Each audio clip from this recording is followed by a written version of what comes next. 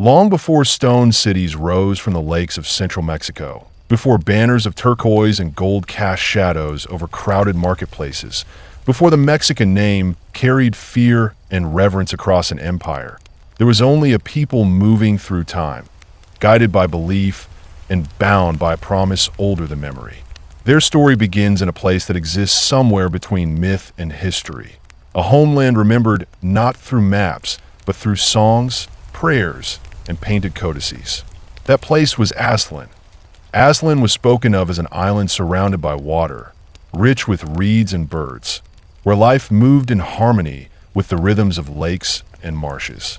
The elders remembered it as a place of abundance and balance, a land where the Mexica first learned how to live with water rather than against it. Even centuries later, when they ruled a vast empire, traces of Aztlan lived on in their unmatched understanding of lakes, canals, and floating fields. Scholars today debate where Aztlan truly lay, some placing it in what is now northwestern Mexico, near modern Nayarit or Sinaloa. But for the Mexica, its true location mattered less than what it represented. Aztlan was not simply where they came from. It was where they were shaped. Yet Aztlan was never meant to be permanent. According to Mexica tradition, their destiny was not rooted in comfort or stability. It was forged in struggle. Their patron god, Huitzilopochtli, the hummingbird god of war and the sun, did not promise peace. He promised greatness, but only after sacrifice. Through the priests who carried his sacred bundle, Huitzilopochtli delivered a command that would define the Mexica forever. They were to leave Aztlan. They were to abandon the safety of their island home and follow him southward into the unknown. There, after years of wandering and hardship, they would find a new homeland, a place chosen by the gods themselves, where they would rise above all others. The gods' words carried no map, no clear destination, only a promise and a warning. The journey would be long. Faith will be tested. Many would fall, but those who endured would become a people worthy of ruling the world. To the Mexica, this was not a migration driven by hunger or fear alone. It was a sacred mission. Every step forward was an act of devotion. Sometime in the 12th century, perhaps around the year 1111 or 1168, depending on how one reads the ancient calendars, the Mexica left Aztlan. They departed as one of many Nahuatl-speaking groups moving south from the northern frontier of Mesoamerica. Droughts, shifting climates, population pressures, and political instability had set entire regions in motion. These northern peoples were collectively remembered as Chichimeca, a term that later settled societies would use with scorn, meaning something like wild people or dog people. But among them, the Mexica were different. They did not see themselves as refugees. They saw themselves as chosen. They traveled in kinship groups known as calpuli, extended families bound by blood, tradition, and obligation. Each calpuli had its own leaders, its own internal structure, yet all answered to the priests and elders who carried the will of Huitzilopochtli. At the center of their movement was the sacred bundle, the living presence of their god, carried with reverence and fear. Wherever the bundle rested, the people rested. Wherever it moved, they followed. The journey south was not a straight path. It unfolded in stages, marked by long pauses and sudden departures. The Mexica would settle wherever water, game, and fertile soil allowed, sometimes for a single season, sometimes for years. They hunted deer and birds, gathered wild plants, and planted maize, beans, and squash wherever the land permitted. Their homes were temporary, built to be abandoned without regret. They carried little beyond weapons, tools, and sacred objects. Everything else could be remade when needed. Over time, the road hardened them. Children were born who never knew Aztlan, only movement.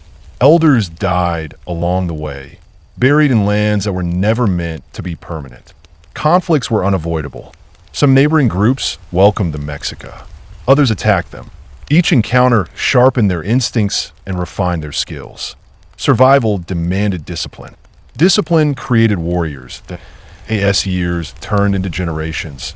The Mexica became something new. They learned to read landscapes quickly, to adapt their tactics to forests, plains, rivers, and marshes. They learned when to fight and when to submit, when to negotiate and when to flee. Their identity became inseparable from endurance. They were a people forged by walking. Eventually, the land began to change. Mountains gave way to broad valleys. Lakes appeared on the horizon, vast and shimmering. When the Mexica finally descended into the Valley of Mexico, they entered the heart of a world already crowded with power. The valley was dominated by great city-states, each with ancient lineages, established traditions, and complex political alliances. Cities like Culhuacan, Azcapotzalco, Texcoco, Chalco, and Xochimilco controlled fertile lands and commanded large populations. Trade routes crisscrossed the region, and the lake system supported intensive agriculture that fed hundreds of thousands of these settled powers. The Mexica were outsiders. Another band of northern wanderers.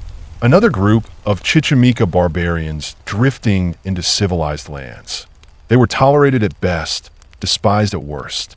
But beneath the insults lay unease. The Mexica were disciplined. They were aggressive when threatened. And they learned fast. They quickly understood that survival in the valley required more than strength. It required alliances. And so, rather than raiding blindly, they offered their greatest asset, war. Their first major patron was Culhuacan, a city that claimed descent from the legendary Toltecs and carried immense prestige despite its waning power. Culhuacan's rulers saw value in the Mexica as mercenaries, fighters hardened by years of migration and conflict. In exchange for military service, the Mexica were allowed to settle on the fringes of the valley and gain a foothold in this new world. For the Mexica, this was more than employment. It was education. They learned the politics of the valley from the inside. They studied how wars were fought, how alliances were formed, how power was maintained. They adapted their fighting style to the lakes, learning to move by canoe, to fight in marshes, to turn water itself into a weapon. Each campaign made them stronger, smarter, more confident. But confidence breeds fear in others. Cultural tensions soon emerged. The Mexica's religious practices, especially their devotion to human sacrifice, unsettled their more established patrons.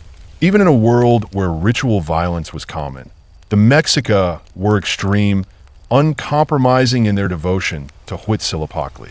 At the same time, their growing reputation as warriors made Culhuacan uneasy. Mercenaries who grow too strong eventually become rivals. When the relationship finally broke, the Mexica were once again forced to move. But they were no longer the same wandering people who had left Aztlan generations earlier. They were seasoned fighters, politically aware, and increasingly ambitious.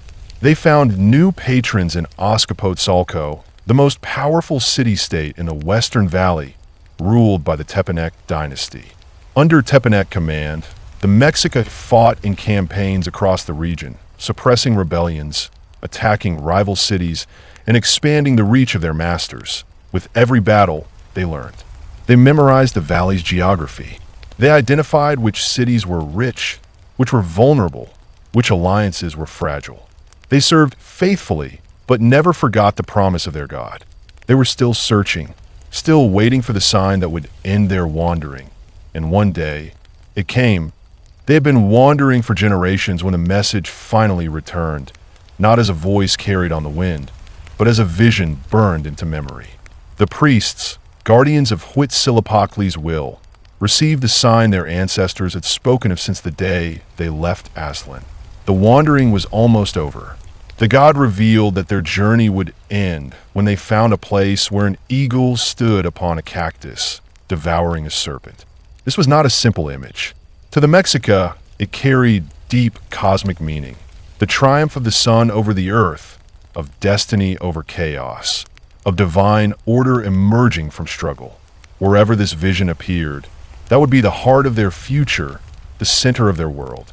The search led them into the heart of the lake system that dominated the Valley of Mexico, toward the vast waters of Lake Texcoco. The shores of the lake were already crowded with powerful cities and cultivated fields, but the interior of the lake told a different story. There, among reeds, marshes, and shallow waters, lay small islands and swampy ground that most people avoided. These lands were unstable, flooded seasonally, and offered little in the way of obvious resources. To the established city-states, they were worthless. To the Mexica, they were a test of faith. When their scouts finally saw it, the image matched the prophecy with terrifying precision. An eagle perched on a nopal cactus, wings spread, tearing into a serpent. The moment carried the weight of centuries. The priests fell to their knees. The people understood without debate. This was the place. Huitzilopochtli had chosen it, and no hardship could outweigh divine command. The decision shocked their neighbors. The island was little more than a patch of marsh rising barely above the lake's surface. During the rainy season, it flooded constantly. There were no forests, no stone quarries, no freshwater springs at first glance. The lake itself was brackish, its waters unfit for drinking or irrigation. To settle here seemed irrational, even suicidal. But for the Mexica, practicality was secondary. Obedience to the gods came first. The earliest settlement was painfully humble. The first homes were fragile huts built on raised platforms to keep them above the water. Walls were woven from reeds and coated with mud. Roofs were thatched with lake grasses. Floors were packed earth mixed with crushed shells to improve drainage. Every structure was an experiment, built, repaired, rebuilt again as the settlers learned how the lake behaved. Fresh water was the first great challenge. The lake could not sustain them, so they adapted. They dug shallow wells where underground fresh water seeped upward. They captured rainwater in reservoirs. Over time, they learned how to guide water through channels, how to separate what was drinkable from what was not. Water management became more than survival. It became culture. Food came next. Traditional farming methods failed in the marshy environment, forcing innovation. The Mexica began to create chinampas, artificial islands formed by piling lake mud, decaying vegetation, and sediment into shallow waters. Anchored by willow trees whose roots gripped the lake bed, these floating fields transformed the lake into farmland. The earliest chinampas were crude, unstable, and labor-intensive, but they worked. Maize grew tall. Beans and squash flourished. The lake, once a threat, became an ally. The transition from wandering mercenaries to settled agriculturalists was not easy. The Mexica had to reshape their identity. During their years on the road, they owned little and valued mobility. Now permanence demanded accumulation. Pottery production increased. Tools became heavier and more specialized. Homes grew sturdier. The Calpulli system adapted as each kin group was assigned land, responsibilities, and obligations within the growing settlement. Some maintained chinampas. Others defended the island. Others served the temples. Tea first, the outside world barely noticed them. To the powerful cities around the lake, the Mexica settlement was insignificant, a curiosity clinging to useless land. This neglect allowed the community to grow in relative peace.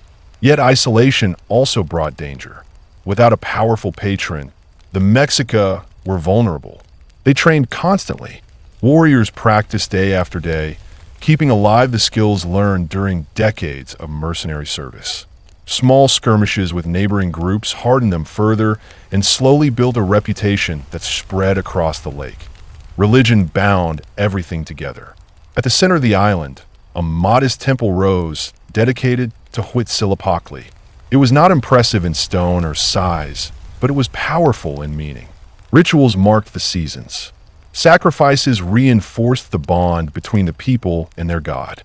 Stories of Aslan and the long journey south were retold again and again, ensuring that even those born on the island understood who they were and why they were there.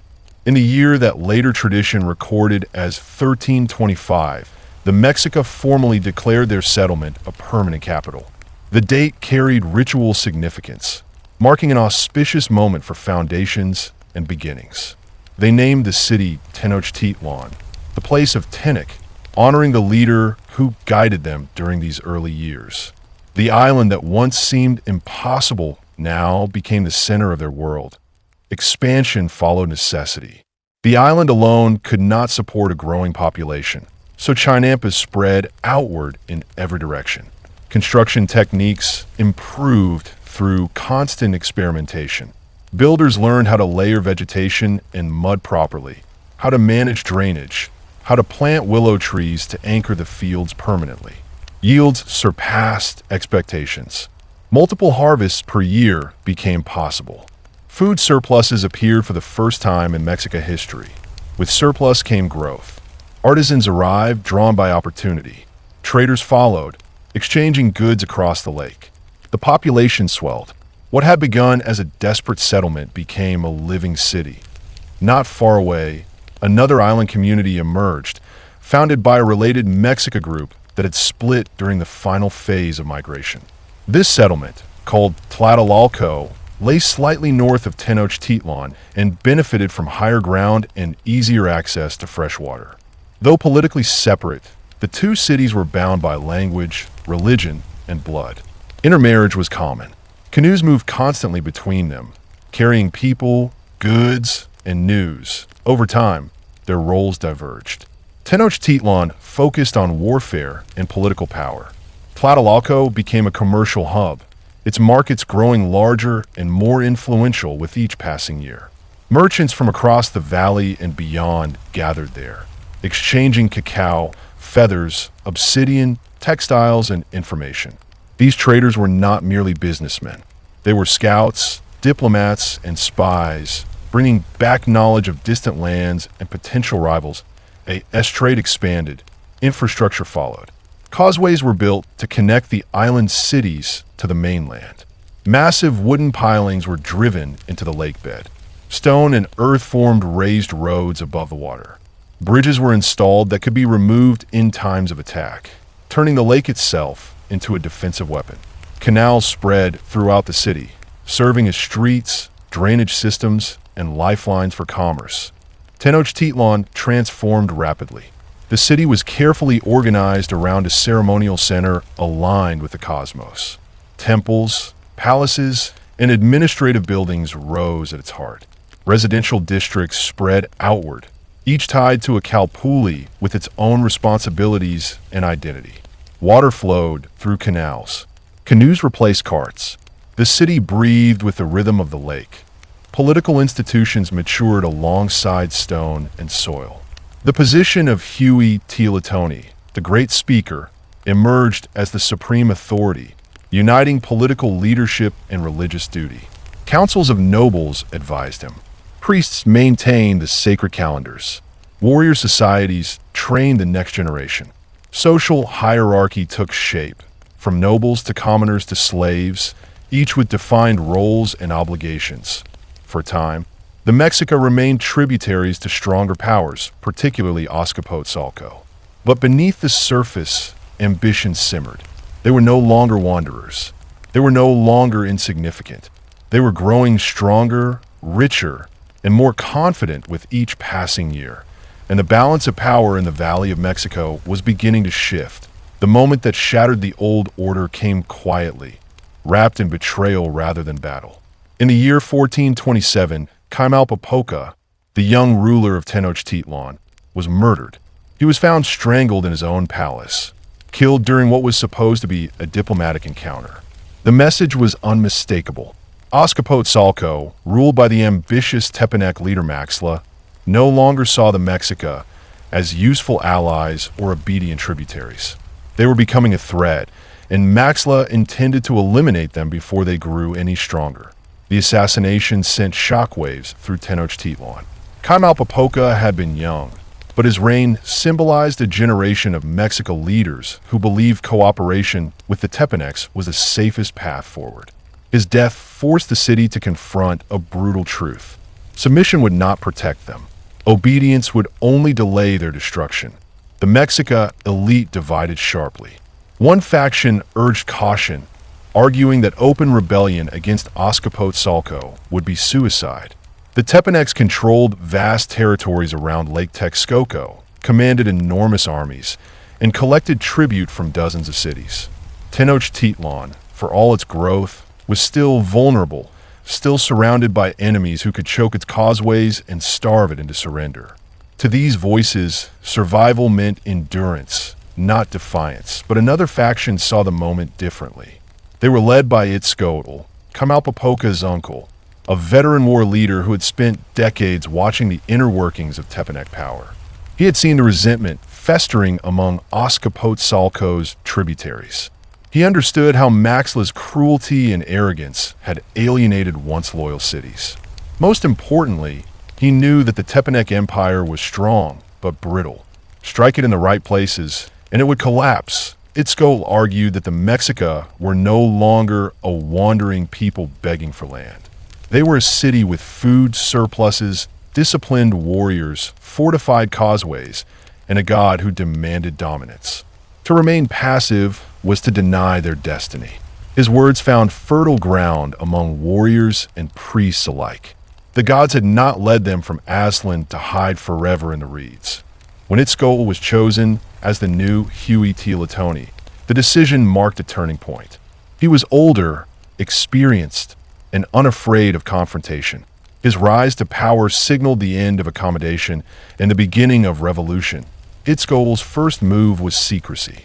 Open defiance would invite immediate destruction, so alliances had to be forged in shadows. His most important contact was Nezahualcóyotl, the exiled prince of Texcoco. Years earlier, the Tepanecs had murdered Nezahualcóyotl's father and seized his city, forcing the young prince into hiding. Since then, Nezahualcóyotl had lived as a fugitive, gathering supporters, studying politics, and waiting for the chance to reclaim his throne. The two men were bound by shared loss and shared ambition. Nezahualcóyotl knew the Tepanec military intimately.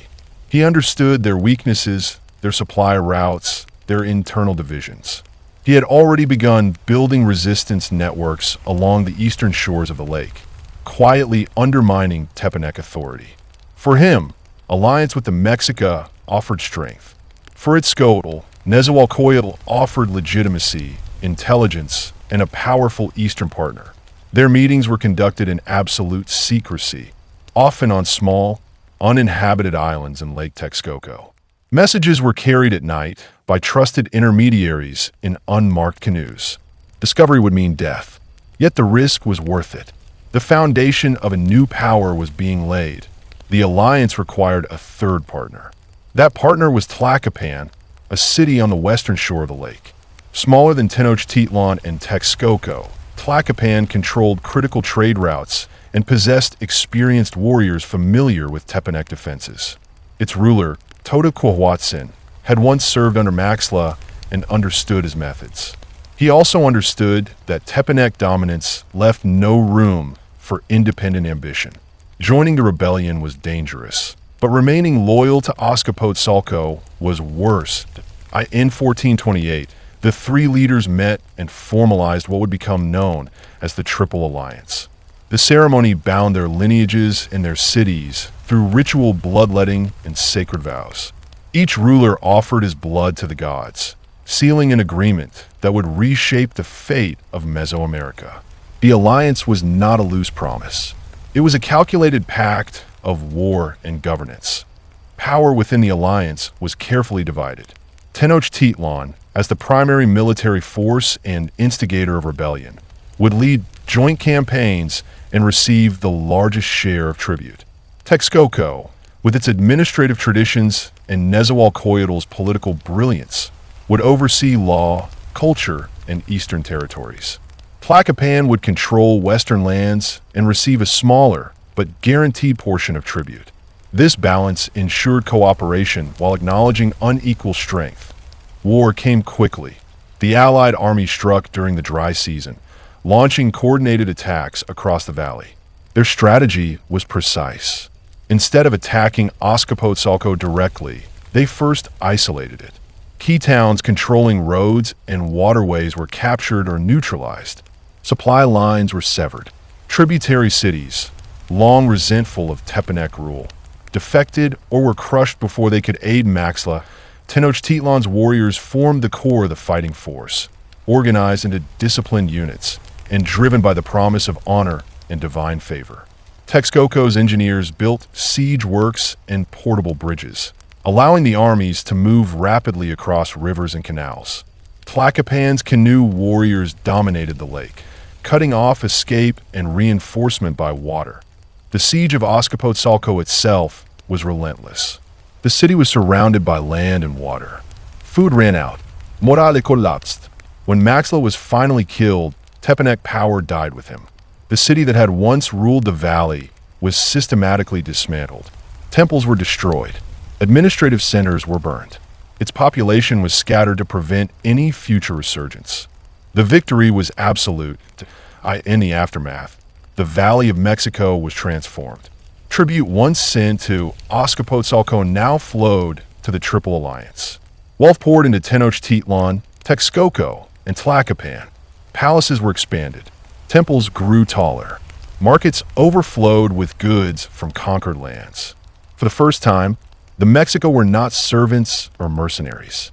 They were rulers, but conquest alone does not create an empire. Administration, ideology, and control were required. This task fell largely to Tlacolel, Itzcoatl's nephew and chief advisor. Tlacolel was not a king, but his influence shaped everything that followed. He believed the Mexica were destined to rule not just the valley, but the world as they knew it. Under his guidance, Mexica society was transformed. History was rewritten to place the Mexica at the center of cosmic destiny. Huitzilopochtli was elevated above all other gods, portrayed as the divine engine of conquest. War was no longer just necessity. It became sacred duty. Military institutions were reorganized. Training became systematic. Advancement depended on battlefield achievement, especially the capture of enemies. The flowery wars were institutionalized, ritualized conflicts designed to supply captives for sacrifice while keeping warriors battle-ready. These wars reinforced dominance without annihilating future tributaries. Tribute systems were standardized with ruthless efficiency. Each conquered region was assessed for its resources. Agricultural communities paid in food. Coastal regions paid in cacao and cotton. Mountain regions paid in stone and obsidian. Luxury goods flowed into the capital, fueling diplomacy and spectacle. Local rulers were often left in place, ruling under Mexica oversight, ensuring stability through indirect control by the time the dust of rebellion settled. The Mexica had become something their ancestors in Aztlan could never have imagined. They were no longer searching for a homeland. They were building an empire, and this was only the beginning. With the fall of Azcapotzalco, the world around Lake Texcoco entered a new age, and at its center stood Tenochtitlan, no longer a fragile island settlement, but the beating heart of a rising empire. Tribute flooded into the city from every direction, carried by canoes that glided through the canals day and night. Maize, beans, chili peppers, cacao, cotton, obsidian, jade, feathers, and gold arrived in quantities the Mexica had never known. Wealth transformed the city, not only in appearance, but in confidence. The people no longer wondered whether they would survive. Now they asked how far their power could reach. Itzcoatl ruled during this critical transformation, but much of the empire's ideological foundation was shaped by Tlacolel. Where others saw victory as an end, Tlacolel saw it as permission. He believed the gods had revealed their will unmistakably. The Mexica were chosen not simply to rule themselves, but to maintain cosmic order through conquest and sacrifice. To support this vision, the past itself was reshaped. Older histories that portrayed the Mexica as humble migrants or dependents were deliberately destroyed or rewritten. In their place emerged a new narrative, one that presented the Mexica as heirs to ancient, sacred authority, destined from the beginning of time to dominate the valley and beyond. Religion became the engine of empire. Huitzilopochtli was elevated to supreme status, his hunger for hearts and blood framed not as cruelty, but as necessity. The sun itself, the priests taught, required nourishment to rise each day and defeat the darkness. Without sacrifice, the universe would collapse. Without war, sacrifice would cease. In this way, expansion became holy and resistance became heresy. Tenochtitlan reflected this new worldview in stone and ritual. The ceremonial center expanded rapidly. The great temple was rebuilt larger and higher, its twin staircases rising toward shrines dedicated to Huitzilopochtli and Tlaloc, god of rain. Each expansion required immense labor and culminated in mass sacrifices that reaffirmed Mexican dominance. The city became a stage where power was displayed openly and relentlessly. The military evolved into a professional institution. Warrior societies, such as the Eagle and Jaguar orders, became symbols of honor and terror. Boys were trained from youth to endure pain, discipline, and obedience. Advancement came through the capture of enemies, not their death, reinforcing the ritual economy of sacrifice. War leaders planned campaigns not just for territory, but for prisoners. Every battlefield was both conquest and ceremony. As campaigns pushed outward, the empire expanded in waves. First came the surrounding valley, then neighboring regions beyond the mountains. Some cities surrendered without resistance, choosing tribute over destruction. Others fought and were crushed, their temples dismantled, and their gods subordinated to Mexican rule. Yet the empire rarely ruled directly. Local elites were often left in place, forced to govern in the Mexica's name. This system reduced rebellion and ensured steady tribute without the burden of constant occupation. Nezahualcóyotl, restored as ruler of Texcoco, became the intellectual and legal architect of the alliance. A poet, philosopher, and engineer, he brought balance to the empire's brutality. Under his guidance, laws were codified, courts established, and cultural life flourished. Texcoco became a center of learning, its schools training scribes, judges, and administrators who would manage the growing imperial system. Where Tenochtitlan embodied force, Texcoco embodied order. Tlacopan, though smaller, remained vital, controlling western trade routes and providing military support. Together, the three cities formed a machine of expansion that seemed unstoppable. Tenochtitlan itself continued to grow at an astonishing pace. Chinampas multiplied until the lake seemed to bloom with green. Aqueducts carried fresh water from distant springs. Causeways widened. Markets expanded. The great market of Tlatelolco became the largest in the region, drawing tens of thousands of people daily. Goods from distant lands filled its stalls, and languages from across Mesoamerica echoed through its plazas that by the late 15th century. Tenochtitlan was one of the largest cities on Earth. Its population rivaled that of the great cities of Europe and Asia. From above, it appeared to float upon the lake, a web of stone, water, and movement. To visitors, it was overwhelming. To enemies, it was terrifying. Leadership passed from Itzcoatl to Moctezuma I, then to later rulers who inherited an empire still hungry for expansion. Each ruler sought to outdo the last, commissioning larger temples, conquering more territory, staging more elaborate ceremonies. Tribute demands increased. Sacrificial rituals grew more frequent and more public. Fear became a tool as powerful as any weapon. Yet beneath the surface of power, tensions grew. Some subject cities resented the tribute burden. Others feared the ever-growing demand for captives. The empire's strength depended on constant warfare, and constant warfare bred exhaustion and hatred among those forced to sustain it. Still, rebellion was rare. The Mexican military machine responded swiftly and brutally to dissent that by the time Moctezuma II ascended the throne, the empire stretched from the Gulf Coast to the Pacific, ruling millions of people who spoke dozens of languages. Tenochtitlan stood unmatched, its rulers believing their dominance eternal, their gods satisfied, their destiny fulfilled. They did not know that far beyond the eastern horizon, another force had begun moving, guided by beliefs just as absolute, driven by hunger just as deep, and armed with weapons the Mexica could not yet imagine.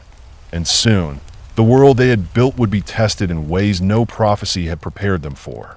The Mexica believed the rhythm of the world was known, measured, and contained within the sacred calendars kept by their priests. Time moved in cycles, not lines, and history repeated itself through creation and destruction, birth and sacrifice. Yet as the empire reached its greatest height, the signs began to feel different. Omens appeared, strange and unsettling, whispered about in temples and marketplaces. A pillar of fire was said to rise in the night sky. The great temple was struck by lightning without a storm. A woman was heard weeping in the darkness, crying for her lost children. Monsters were reported in the lake, and birds brought to the palace were said to carry mirrors in their skulls, showing visions of foreign warriors riding deer-like beasts across unknown lands. Moctezuma II, who ruled from the heart of Tenochtitlan, was a deeply religious man, more priest than warrior. He listened to these signs with growing unease. Unlike his predecessors, who had expanded the empire through relentless war, Moctezuma focused on ceremony, control, and intimidation. He believed the empire had reached a sacred balance, one that must be maintained through ritual rather than risked through reckless expansion. But the omens troubled him.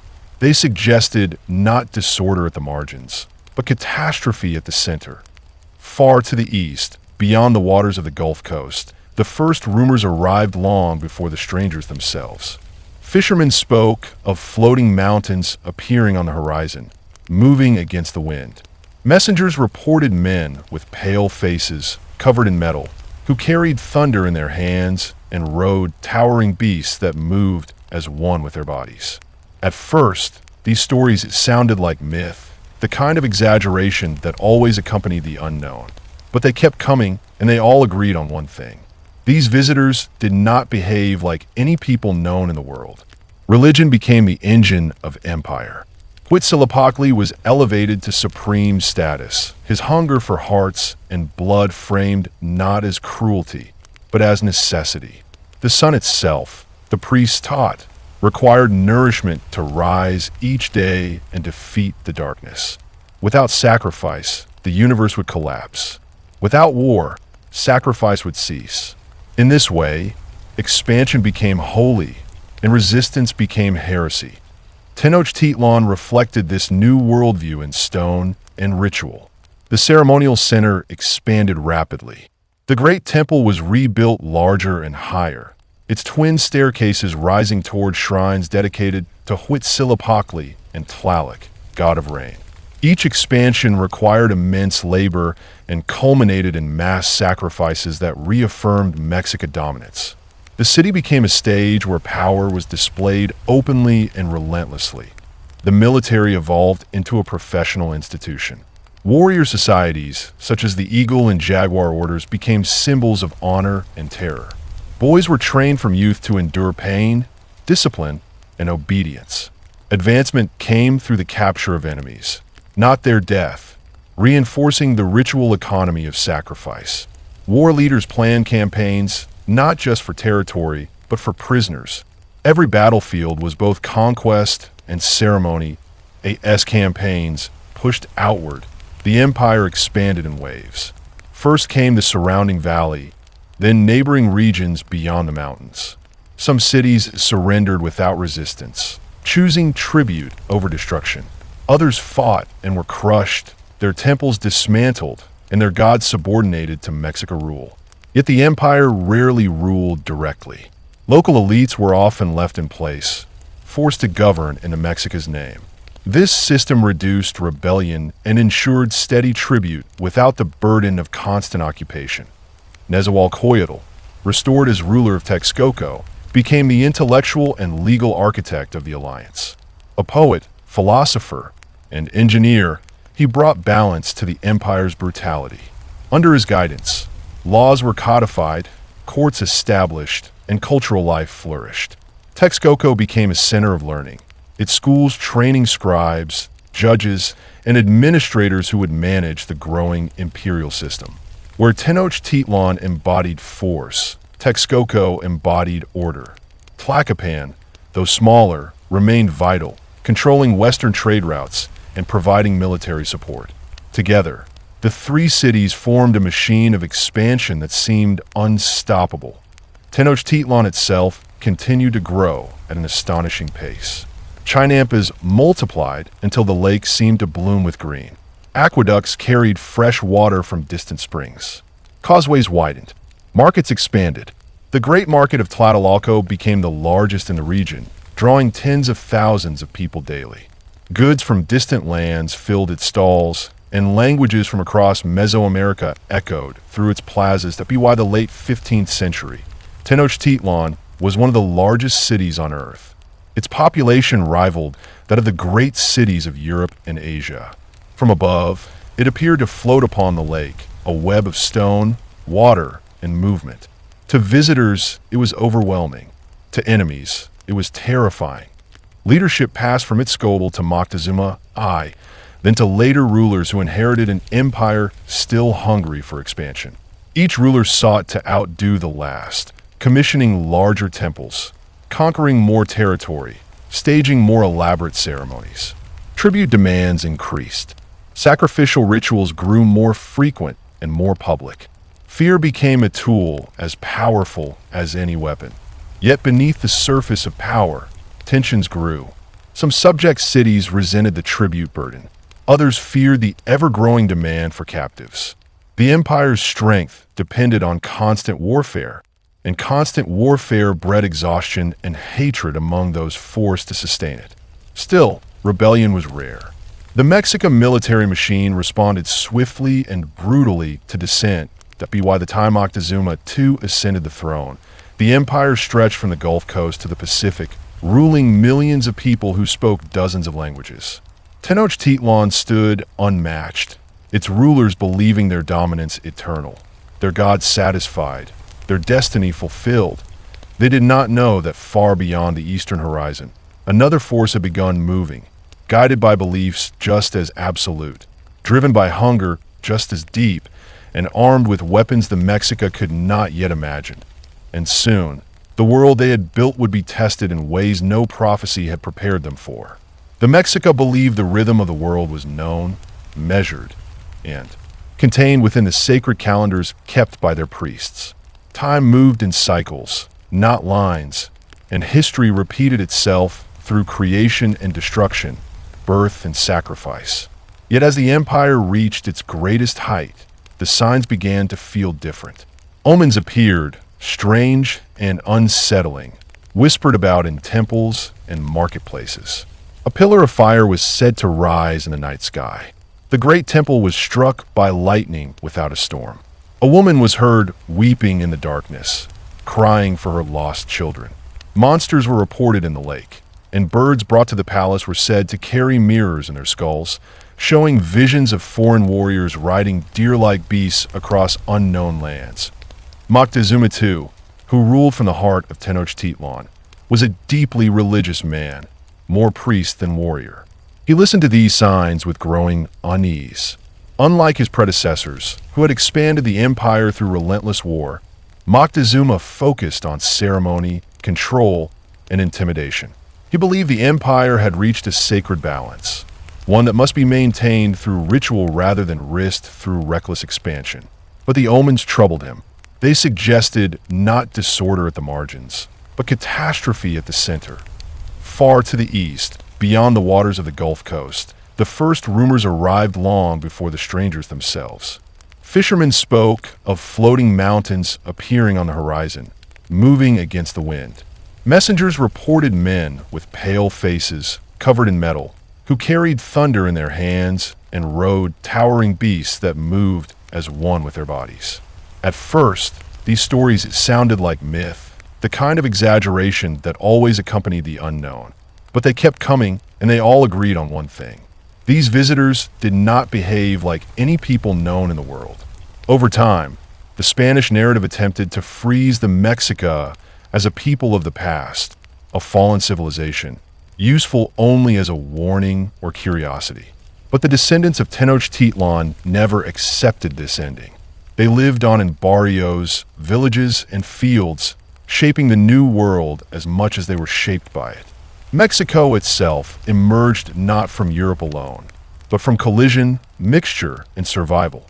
Centuries later, the eagle would return as a symbol, perched on a cactus, devouring a serpent, reborn on a modern flag. The image no longer marked the site of a city to be built, but the memory of one that refused to disappear. Beneath skyscrapers and asphalt, the old island still exists. Archaeologists uncover temples. Nahuatl words remain embedded in everyday speech. The lake, though wounded, still remembers where it once flowed. The Mexican Empire fell, but its story did not end in 1521. It continued in adaptation, in resistance, in survival, and in the quiet persistence of identity. Empires rise and collapse, but cultures do not vanish so easily. They change form. They wait, they endure, and in that endurance, the story completes its cycle, not with silence, but with remembrance. What came after remembrance was reinterpretation. As centuries passed, the descendants of the Mexica were forced to see their past through layers of colonial judgment, Christian morality, and European history writing. The conquerors framed the empire as savage, obsessed with blood, doomed by its own brutality. This version of the story was taught in schools, preached from pulpits, written into official records. It reduced a complex civilization into a cautionary tale, easier to conquer again in memory than it had been in war. Yet beneath that imposed narrative, another understanding survived. In villages and families, the Mexica past was not remembered as evil or foolish, but as powerful and incomplete, interrupted rather than erased. Elders spoke of ancestors who had ruled themselves, who understood the land, who lived in balance with forces larger than any one people. The gods did not disappear. They changed names, merged with saints, slipped into festivals, dances, and symbols that outsiders saw but did not fully understand. During the colonial period, rebellion never truly stopped. It simply adapted. Indigenous uprisings flared across New Spain, often blending Christian language with pre-Hispanic ideas of justice and sacred land. Leaders invoked ancient legitimacy alongside new faiths. Even when these rebellions failed, they carried forward a message that conquest had not resolved authority, only imposed in the 19th century. When Mexico fought for independence from Spain, the Mexica past resurfaced in a new form. Revolutionary leaders searched for symbols older than Europe, something that could unite a fractured land. They found it in Tenochtitlan. The eagle, the cactus, the serpent returned not as religious prophecy, but as national identity. The empire once condemned as barbaric was recast as ancestral foundation. This revival was imperfect. It often romanticized the Mexica while continuing to marginalize their living descendants. Indigenous people were praised as symbols but denied power as citizens. The past was celebrated, the present ignored. Still, the fact that the Mexica story could be reclaimed at all was itself an act of survival. In the modern era, archaeology peeled back the colonial city layer by layer. The Templo Mayor emerged from beneath streets and cathedrals, stone by stone, proving that the old city had never truly vanished. Every discovery challenged the idea that the Mexica belonged only to myth. They had been engineers, administrators, astronomers, poets. They had built one of the most sophisticated urban centers of their time. Today, millions speak Nahuatl. Millions more carry Mexica ancestry without always knowing it. Foods, place names, agricultural knowledge, and worldviews trace directly back to the lake city. Even the structure of modern Mexico City still follows ancient causeways, still floods where the lake once pushed back against stone.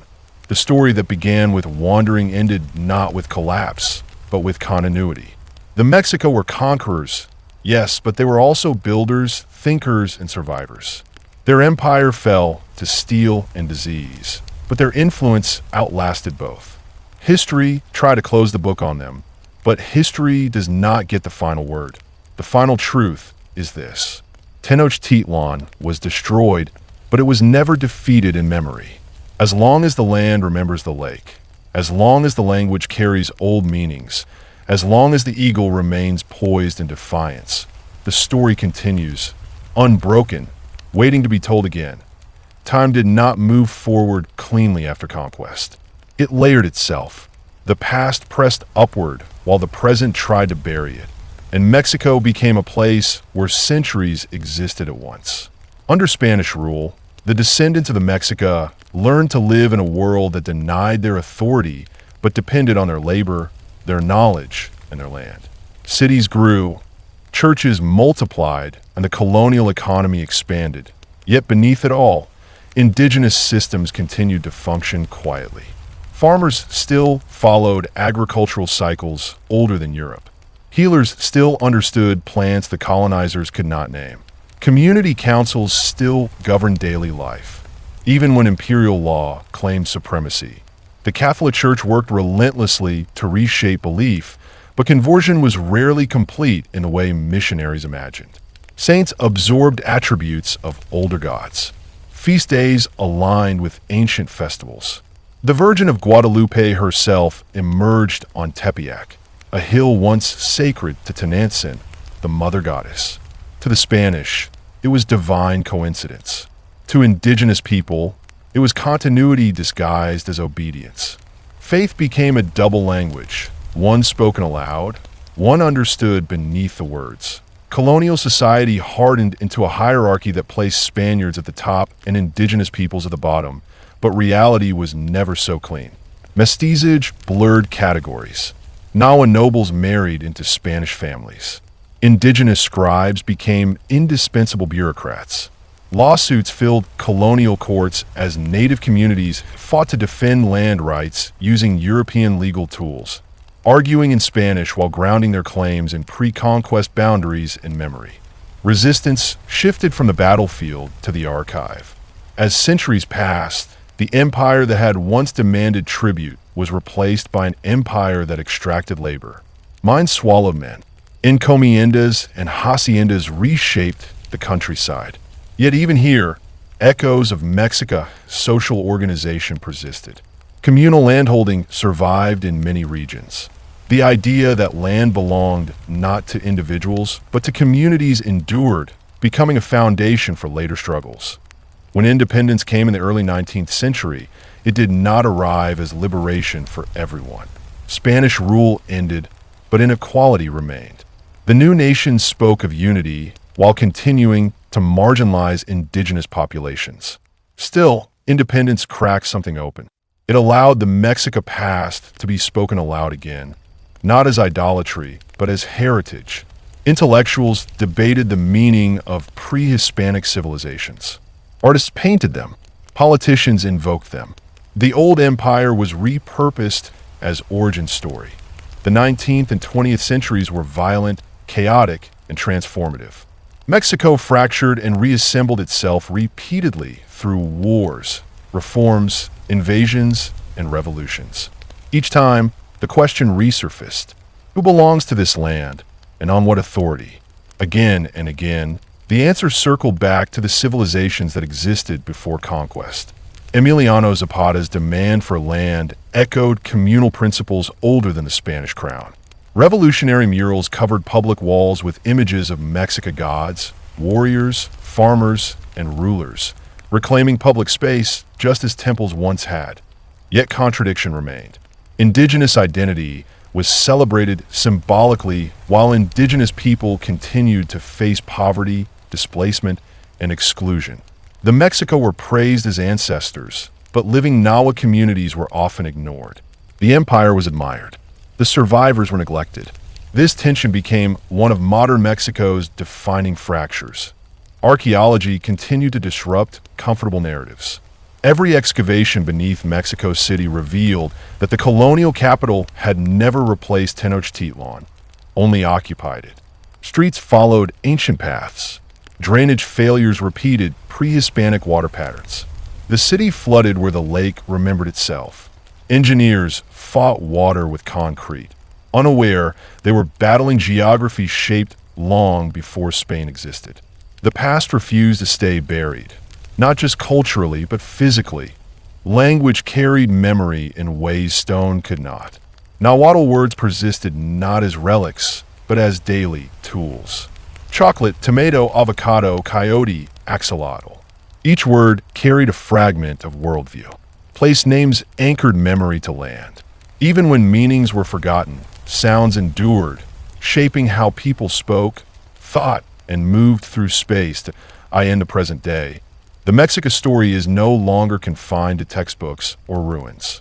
It lives in activism, in indigenous rights movements, in demands for recognition and autonomy. Nawa communities assert continuity, not revival. They do not claim to resurrect a dead civilization. They insist it never died.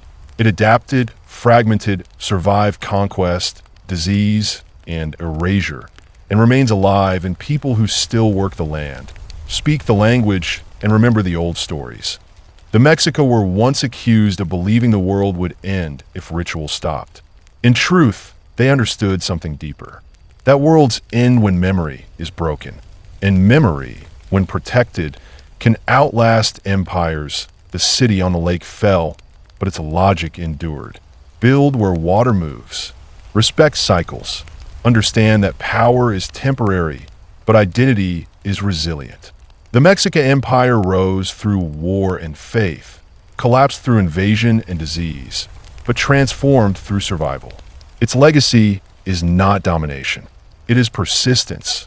And so the story stretches forward, not as a monument frozen in time, but as a living current. As long as people walk the old causeways without knowing their names, as long as the land floods where it always has, as long as Nahuatl words pass between mouths that never learned their origin, the Mexica remain present, not as rulers of an empire, but as inheritors of a world that refused to end. The persistence of that world can be felt most clearly in moments that seem ordinary. A market opening at dawn, corn being ground by hand, water carried carefully because it has always been precious here. These acts are not performances of tradition. They are habits older than conquest, older than the idea that history moves forward and leaves things behind. For the descendants of the Mexica, continuity was never a grand declaration. It was survival through routine. Colonial power tried repeatedly to sever that continuity. Schools punished indigenous language. Land reforms dissolved communal ownership. Urban expansion swallowed villages that had existed since before Tenochtitlan rose from the lake. Each generation faced pressure to forget, to assimilate, to become something safer and less demanding. And yet forgetting never fully succeeded. Memory adapted. It hid in family structures, in oral storytelling, in ritual gestures stripped of their original names, but not their meaning. The Mexica understanding of the universe was never simple superstition, despite how it was portrayed. It was a system built on balance, reciprocity, and debt between humans, gods, and nature. The idea that the sun required nourishment was not blind violence. It was an expression of obligation. Life was not free. Existence demanded return. When that worldview was crushed, it did not disappear.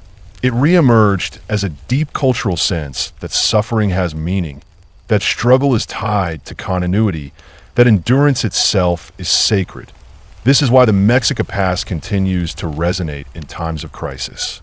Earthquakes strike Mexico City, and people dig with bare hands, ignoring authority, moving instinctively as communities once did. Floods return, and the city is reminded again that it was built on water, not land. Social movements rise, and symbols older than the nation-state resurface, not as nostalgia, but as claims of legitimacy rooted deeper than modern power. The empire itself, when examined without colonial distortion, was not simply a machine of terror.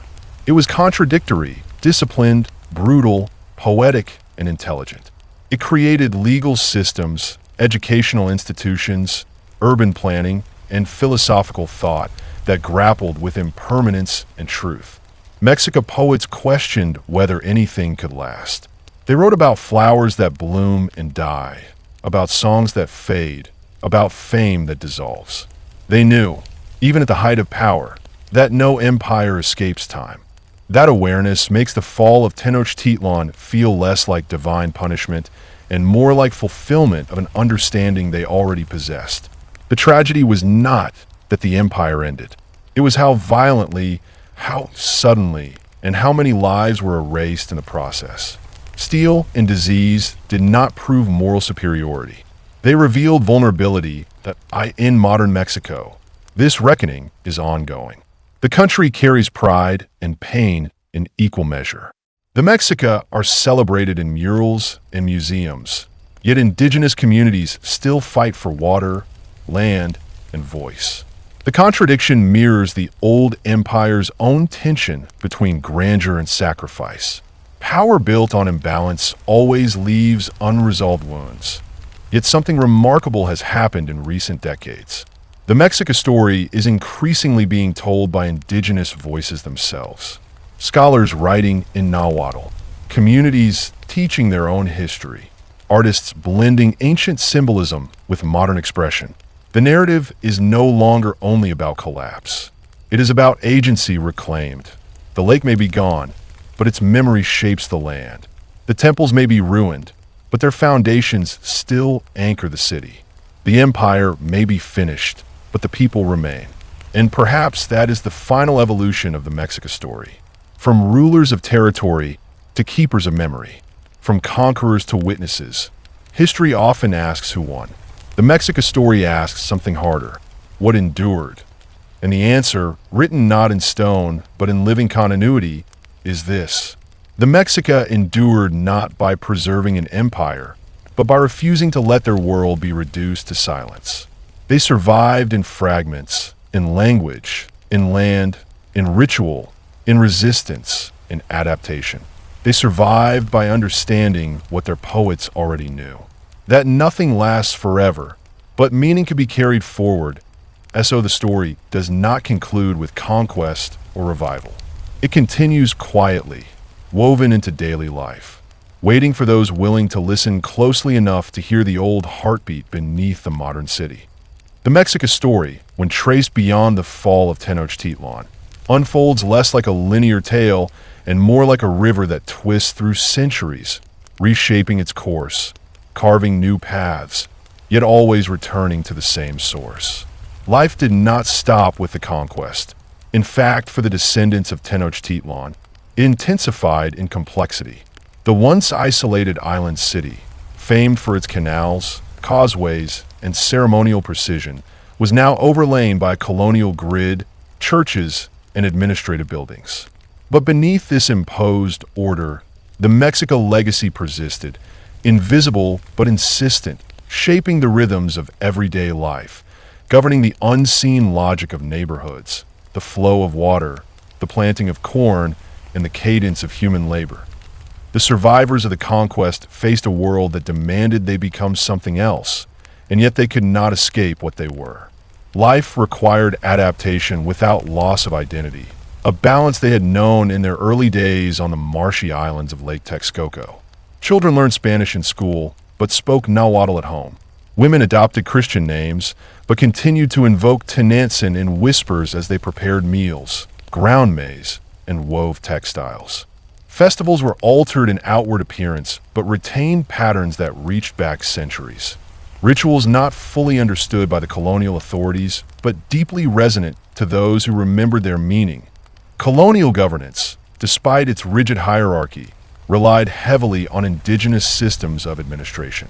The Mexica understanding of tribute, kinship, and municipal organization made them indispensable intermediaries.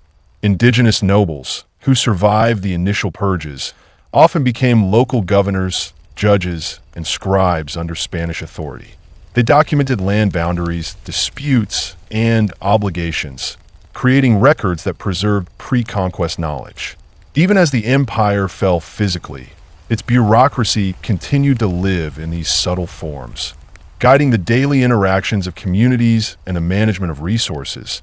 Disease was another force that reshaped survival. Epidemics swept repeatedly through the valley, each wave erasing knowledge, leadership, and social cohesion. Yet even in these moments of vulnerability, communities reorganized.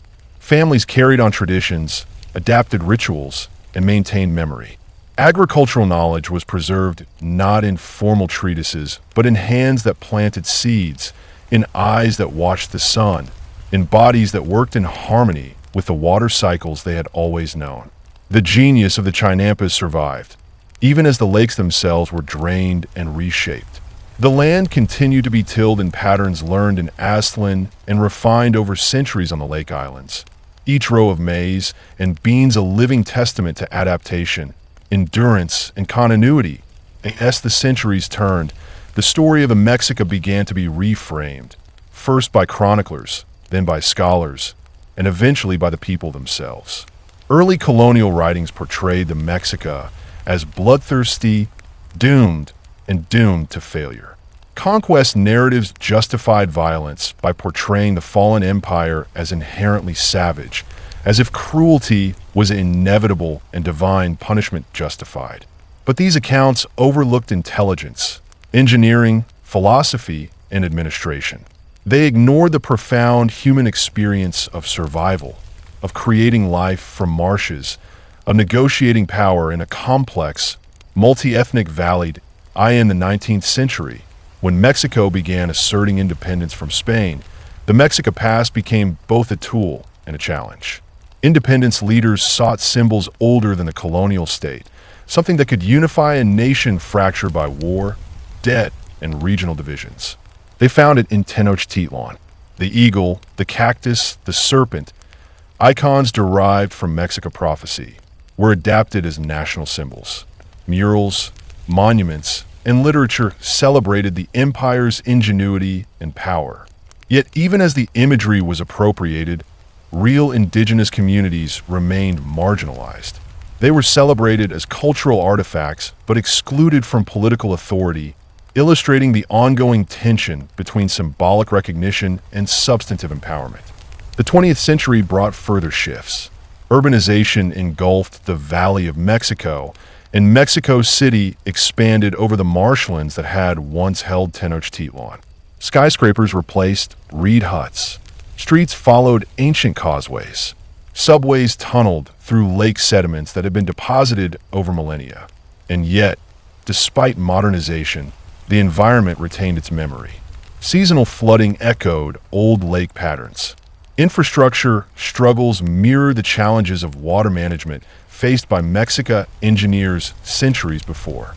The past was encoded into the very ground, waiting for recognition, refusing to be erased.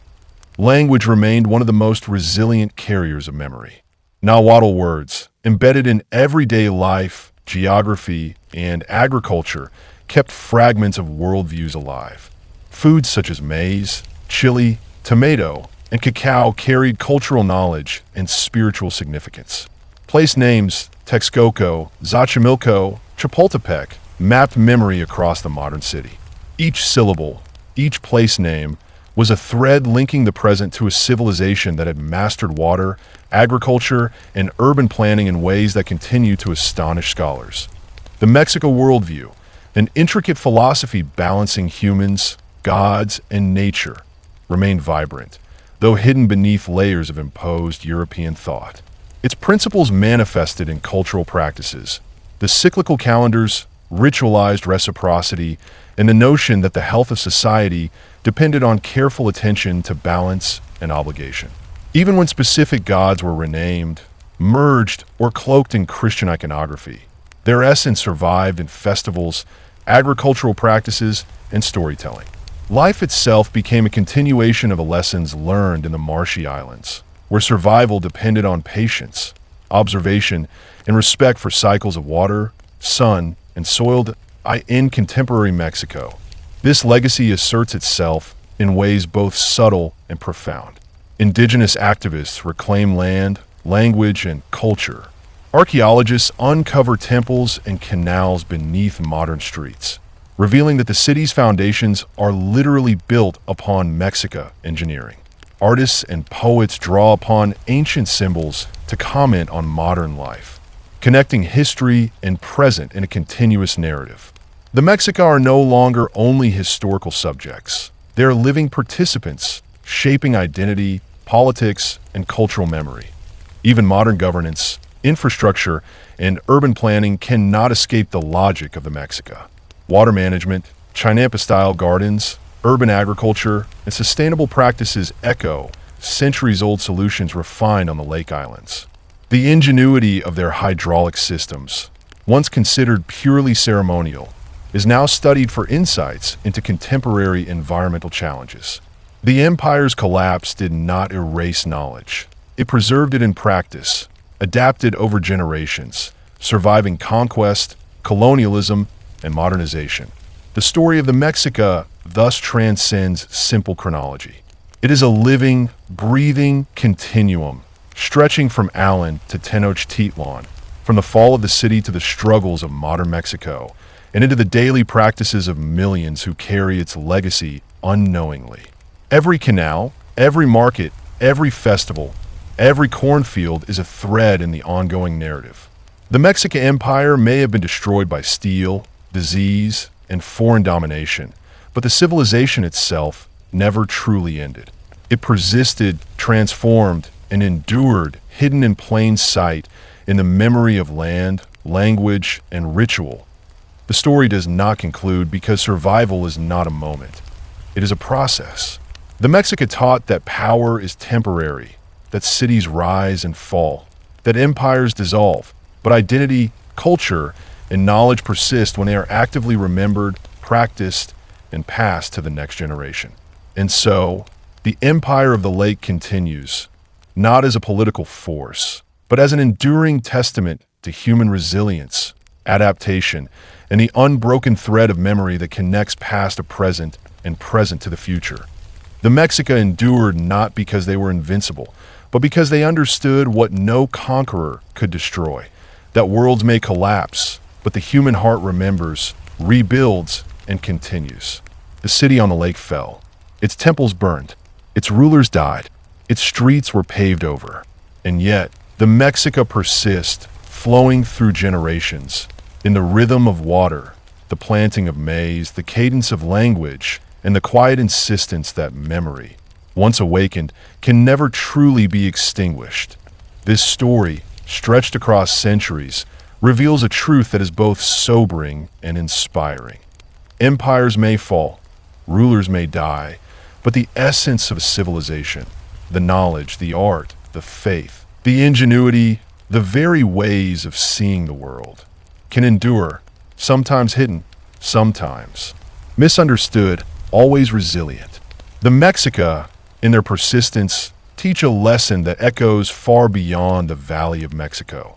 Survival is more than existence. Survival is remembering who you are and refusing to let that identity be erased, no matter the forces aligned against it. The legacy of the Mexica stretches into modern Mexico in ways both visible and subtle, shaping culture, identity, and the very land itself. Even as the lake was drained and Tenochtitlan was buried beneath the foundations of Mexico City, its memory persisted in water, in soil, and in human practice. Canal systems, streets, and neighborhoods often follow the old grid of the city, tracing patterns established centuries before, as if the urban landscape itself refuses to forget. Rainfall, flooding, and the occasional collapse of streets reveal that the city remains tied to its watery foundations, and that the Mexica understanding of hydrology and urban engineering was not mere ingenuity, but knowledge attuned to the rhythms of the natural world. Modern engineers study the ancient chinampas and drainage systems not just for historical interest, but for practical lessons on sustainability, flood prevention, and urban agriculture, discovering that the Mexica solutions, honed over generations on the Lake Islands, remain remarkably relevant. Culturally, the Mexica persists in festivals, language, and symbolism. Nahuatl words and names are woven into daily life. Foods like maize, cacao, tomato, avocado, and chili peppers carry with them centuries of ecological knowledge, culinary tradition, and spiritual significance. Place names anchor the past to the present. Chapultepec, Xochimilco, Texcoco, and Coyoacan are more than names. They are living reminders of a civilization that shaped the land and memory simultaneously. In markets, in rituals, and in storytelling, the cadence of Nahuatl and the echoes of Mexica cosmology endure. Festivals such as the Day of the Dead blend indigenous and Catholic practice, layering meaning and ritual across centuries in ways that continue to sustain identity, community, and continuity. Religious and spiritual life also carries echoes of Mexica belief. While overt worship of Huitzilopochtli or Quetzalcoatl is no longer common, the cosmological framework that informed Mexica thought survives in syncretic rituals, in patterns of offerings, and in the symbolic use of natural cycles. Pilgrimages to sacred hills, rivers, and mountains echo the journeys of ancestors. Ceremonial dances and music, though adapted, carry rhythms and meanings that descend from the songs once performed in Tenochtitlan's temples. These practices are not mere preservation. They are living, evolving forms of engagement with the past, a constant negotiation between survival, adaptation, and identity. Politically and socially, the Mexica legacy informs ideas about governance, community, and resistance. Indigenous activism draws upon historical memory, asserting the continuity of land rights, communal organization, and autonomy. Concepts such as kalpuli, kinship-based social organization, and community responsibility continue to shape rural and urban indigenous communities. Environmental stewardship, a hallmark of the Mexica approach to lake and agriculture, inspires modern ecological movements. Chinampa-inspired urban gardens flourish in Mexico City, demonstrating that ancient practices can meet contemporary needs for sustainability and food security. In this sense, the Mexican Empire did not vanish. It transformed, operating through knowledge, culture, and practice rather than through political domination. Art, literature, and scholarship further extend this legacy. Muralists such as Diego Rivera drew upon Mexica history to create narratives that asserted indigenous identity and continuity within a modern nation-state. Contemporary artists reinterpret symbols, gods, and historical events, exploring Mexica heritage as a lens to critique society, celebrate resilience, and imagine futures rooted in ancestral wisdom. Scholars work to reclaim indigenous voices, translating and preserving Nahuatl texts, reconstructing histories from archaeological evidence, and highlighting the sophisticated governance, engineering, and cosmology of pre-conquest society. The Mexica story is being written again, not as a footnote to colonial history, but as a dynamic, authoritative account from those who live the legacy. Even in everyday life, the Mexica persists. Agriculture, cuisine, festivals, markets, and language carry knowledge once vital to survival on the Lake Islands. The logic of water management, of balancing resources, of ritualized responsibility, informs decisions made by farmers, city planners, and community leaders. Education programs teach children Nahuatl alongside Spanish. Pilgrimages and rituals sustain spiritual continuity. The landscape itself, layered with centuries of sediment, canals, causeways, and ruins, bears witness to a civilization that endured even when political power collapsed. Tenochtitlan may no longer exist as a city, but its patterns, principles, and practices remain embedded in the living culture. The Mexica story, finally, is a meditation on resilience. It demonstrates that civilizations are not only defined by the walls they build, the armies they field, or the territories they conquer, but by the persistence of knowledge, identity, and cultural memory across time. Conquerors may destroy cities, impose foreign laws, and rewrite official histories, but they cannot erase what is practiced, remembered, and carried forward through generations. Survival is not always spectacular. Often it is quiet, iterative, embedded in daily life, waiting for those who can listen deeply enough to hear the pulse of an ancient empire beneath modern streets. In this way, the Mexican Empire, though physically destroyed, continues as a living continuum. Its rivers, canals, and agricultural logic flow beneath cities. Its language, music, rituals, and cosmology resonate in the hearts of communities. Its knowledge, practices, and memory inform modern life, shaping the land, the people, and the culture of Mexico's centuries after the fall of its capital. The Mexica teach that continuity does not require unbroken power, only the ability to survive, adapt, and remember. And so, through water, word, ritual, and soil, the story continues, stretching endlessly from the lake islands of Tenochtitlan to the streets, neighborhoods, and hearts of modern Mexico, unbroken, unextinguished, and alive. The Mexica story, when considered in the context of modern Mexico, is not a story of disappearance or loss. It is a story of transformation, of adaptation, and of survival across centuries that demanded intelligence, resilience, and creativity at every turn. The physical empire of Tenochtitlan, with its causeways, temples, and chinampas, was destroyed, yet the civilization's knowledge and cultural framework endured, morphing into forms that could exist in an imposed colonial and later national context. One of the most striking examples of this endurance is how the Mexica understanding of urban planning and environmental management continues to influence modern Mexico City. The city is built literally atop layers of lakebed sediment, a fact that complicates construction, drainage, and infrastructure, but simultaneously preserves the logic of an ancient settlement. Engineers and architects often confront challenges that echo the ingenuity of Mexica hydraulic systems. Seasonal flooding is not just a nuisance. It is a reminder of the lake that once dominated the valley and the necessity of balancing human habitation with the rhythms of water, soil, and weather. Modern urban canals, drainage networks, and artificial reservoirs, while technologically advanced, are conceptually a continuation of the Mexican mastery of water, a practice rooted in necessity and honed through centuries of trial, observation, and adaptation. The agricultural legacy of the Mexica, particularly the Chinampa system, exemplifies this remarkable continuity. Even as much of Lake Texcoco was drained, urban farmers, researchers, and communities revived floating gardens in Xochimilco and surrounding areas. These chinampas are not mere historical artifacts. They are productive agricultural systems that demonstrate sustainable practices capable of supporting dense populations without the environmental degradation associated with industrial agriculture. The practice requires precise knowledge of water levels, soil composition, and nutrient cycles, skills developed by Mexica farmers who understood that the lake was both a source of sustenance and a fragile ecosystem demanding respect.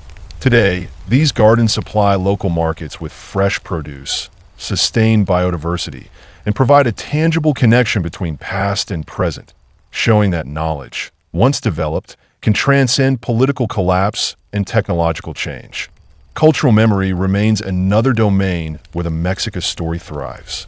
Language, festivals, and artistic practices are not static. They evolve, adapt, and survive because they are actively practiced. Nahuatl, once suppressed by colonial authorities and marginalized in national discourse, is experiencing revival. Schools teach the language, communities hold ceremonies in Nahuatl, and literature in the language is growing, not only preserving words, but maintaining the worldview embedded within them. Words like tetl, stone, Atlantic, water, or Xochitl, flower, are not just labels. They carry metaphysical, ecological, and philosophical significance, linking the speaker to the ancestral understanding of the world as an interconnected system.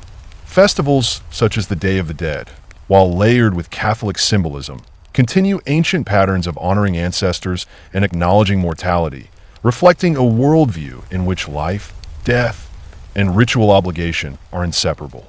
Even seemingly secular practices, such as planting gardens, preparing traditional foods, or organizing local markets, echo Mexica values of balance, reciprocity, and the careful stewardship of resources. Art and literature provide another living thread connecting the past to the present. Muralists like Diego Rivera and Jose Clemente Orozco drew upon Mexica history to comment on contemporary society, creating a visual dialogue that linked pre-conquest ingenuity, colonial oppression, and modern identity. Contemporary artists, writers, and filmmakers continue this tradition, exploring Mexica's symbols, stories, and cosmology to address issues ranging from environmental sustainability to social justice. The codices, once sacred records of genealogy, ritual, and knowledge, have become sources for reinterpretation, allowing modern creators to engage with the past not as a distant curiosity, but as a living, resonant presence. In these works, the Mexica are not merely historical figures. They are active interlocutors, guiding reflection on ethics, governance, and human-environment interaction. Social and political structures also carry echoes of Mexica governance. Concepts such as calpuli, kinship-based organization, and community responsibility inform indigenous self-governance and grassroots movements. Land rights disputes often reference pre-conquest territories, drawing legitimacy from historical memory and communal practice. The notion that resources are to be managed collectively for the benefit of the community, rather than individually or corporately, resonates strongly with Mexica principles, showing that political and economic philosophies can endure even when institutions collapse. Indigenous movements, both urban and rural, embody these principles, advocating for autonomy, sustainability, and cultural preservation in ways that align with ancient Mexica frameworks. Religion and cosmology remain vibrant, often hidden beneath layers of syncretism. While overt worship of Huitzilopochtli, Tlaloc, or Quetzalcoatl is rare, the underlying metaphysics, the understanding of cycles, balance, and human obligation to the natural and divine worlds, permeates rituals, ceremonial calendars, and community practices. Pilgrimages to sacred sites, offerings to rivers or mountains, and seasonal ceremonies carry forward Mexica principles in forms adapted to contemporary contexts. Even secular celebrations carry traces of the cosmological framework, demonstrating how worldview can survive even when its explicit religious forms are suppressed or altered. The Mexica also left a legacy of resilience and adaptability in the face of systemic challenges. Epidemics, conquest, political marginalization, and environmental change all threatened survival. Yet the community adapted, integrated, and persisted. This capacity for endurance is now a central part of the cultural identity of Mexico. It informs narratives of national identity, grassroots activism, and cultural revival. The Mexica story demonstrates that survival does not require invincibility. It requires learning, adaptation, and the careful maintenance of memory, knowledge, and values across generations. Even modern infrastructure, when read with attention, carries traces of the Mexica.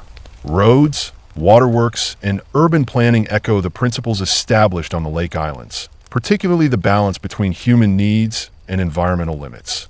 Markets, transport systems, and agricultural zones align with ancient patterns of trade, tribute, and ecological management. These are not mere coincidences. They are the residue of centuries of observation, adaptation, and practice, proving that human ingenuity, once established, is remarkably persistent.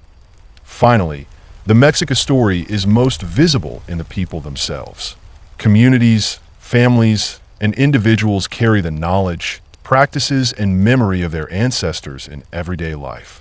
Whether through cuisine, ritual, storytelling, or environmental stewardship, the Mexica presence is active, tangible, and continuous. It demonstrates a profound principle: that civilizations do not vanish simply because their political or military structures collapse. Culture, knowledge, and identity endure when actively remembered, practiced, and passed forward. The Mexica Empire, though physically destroyed, thrives in its descendants, in their practices, and in the land itself, offering a lesson that resonates far beyond the Valley of Mexico. Survival is the persistence of knowledge, memory, and identity across the passage of time. The story continues in streets, in markets, in canals, in ceremonies, in gardens, and in the hearts of millions. The Mexica endured not because they conquered forever, but because they learned to survive, adapt, and remember, ensuring that their civilization, though transformed, lives on in every layer of Mexican life, waiting to be seen, understood, and honored. The consolidation of power following the defeat of Azcapotzalco marked only the beginning of a new era of expansion for the Mexica. With the Triple Alliance firmly established, Tenochtitlan, Texcoco, and Tlacopan moved from survival and consolidation into deliberate, strategic domination of the Valley of Mexico. The early decades of expansion were characterized by both diplomacy and warfare, a delicate balance of coercion and calculated alliances that allowed the Mexica to extend influence without provoking simultaneous rebellions from all neighboring city-states.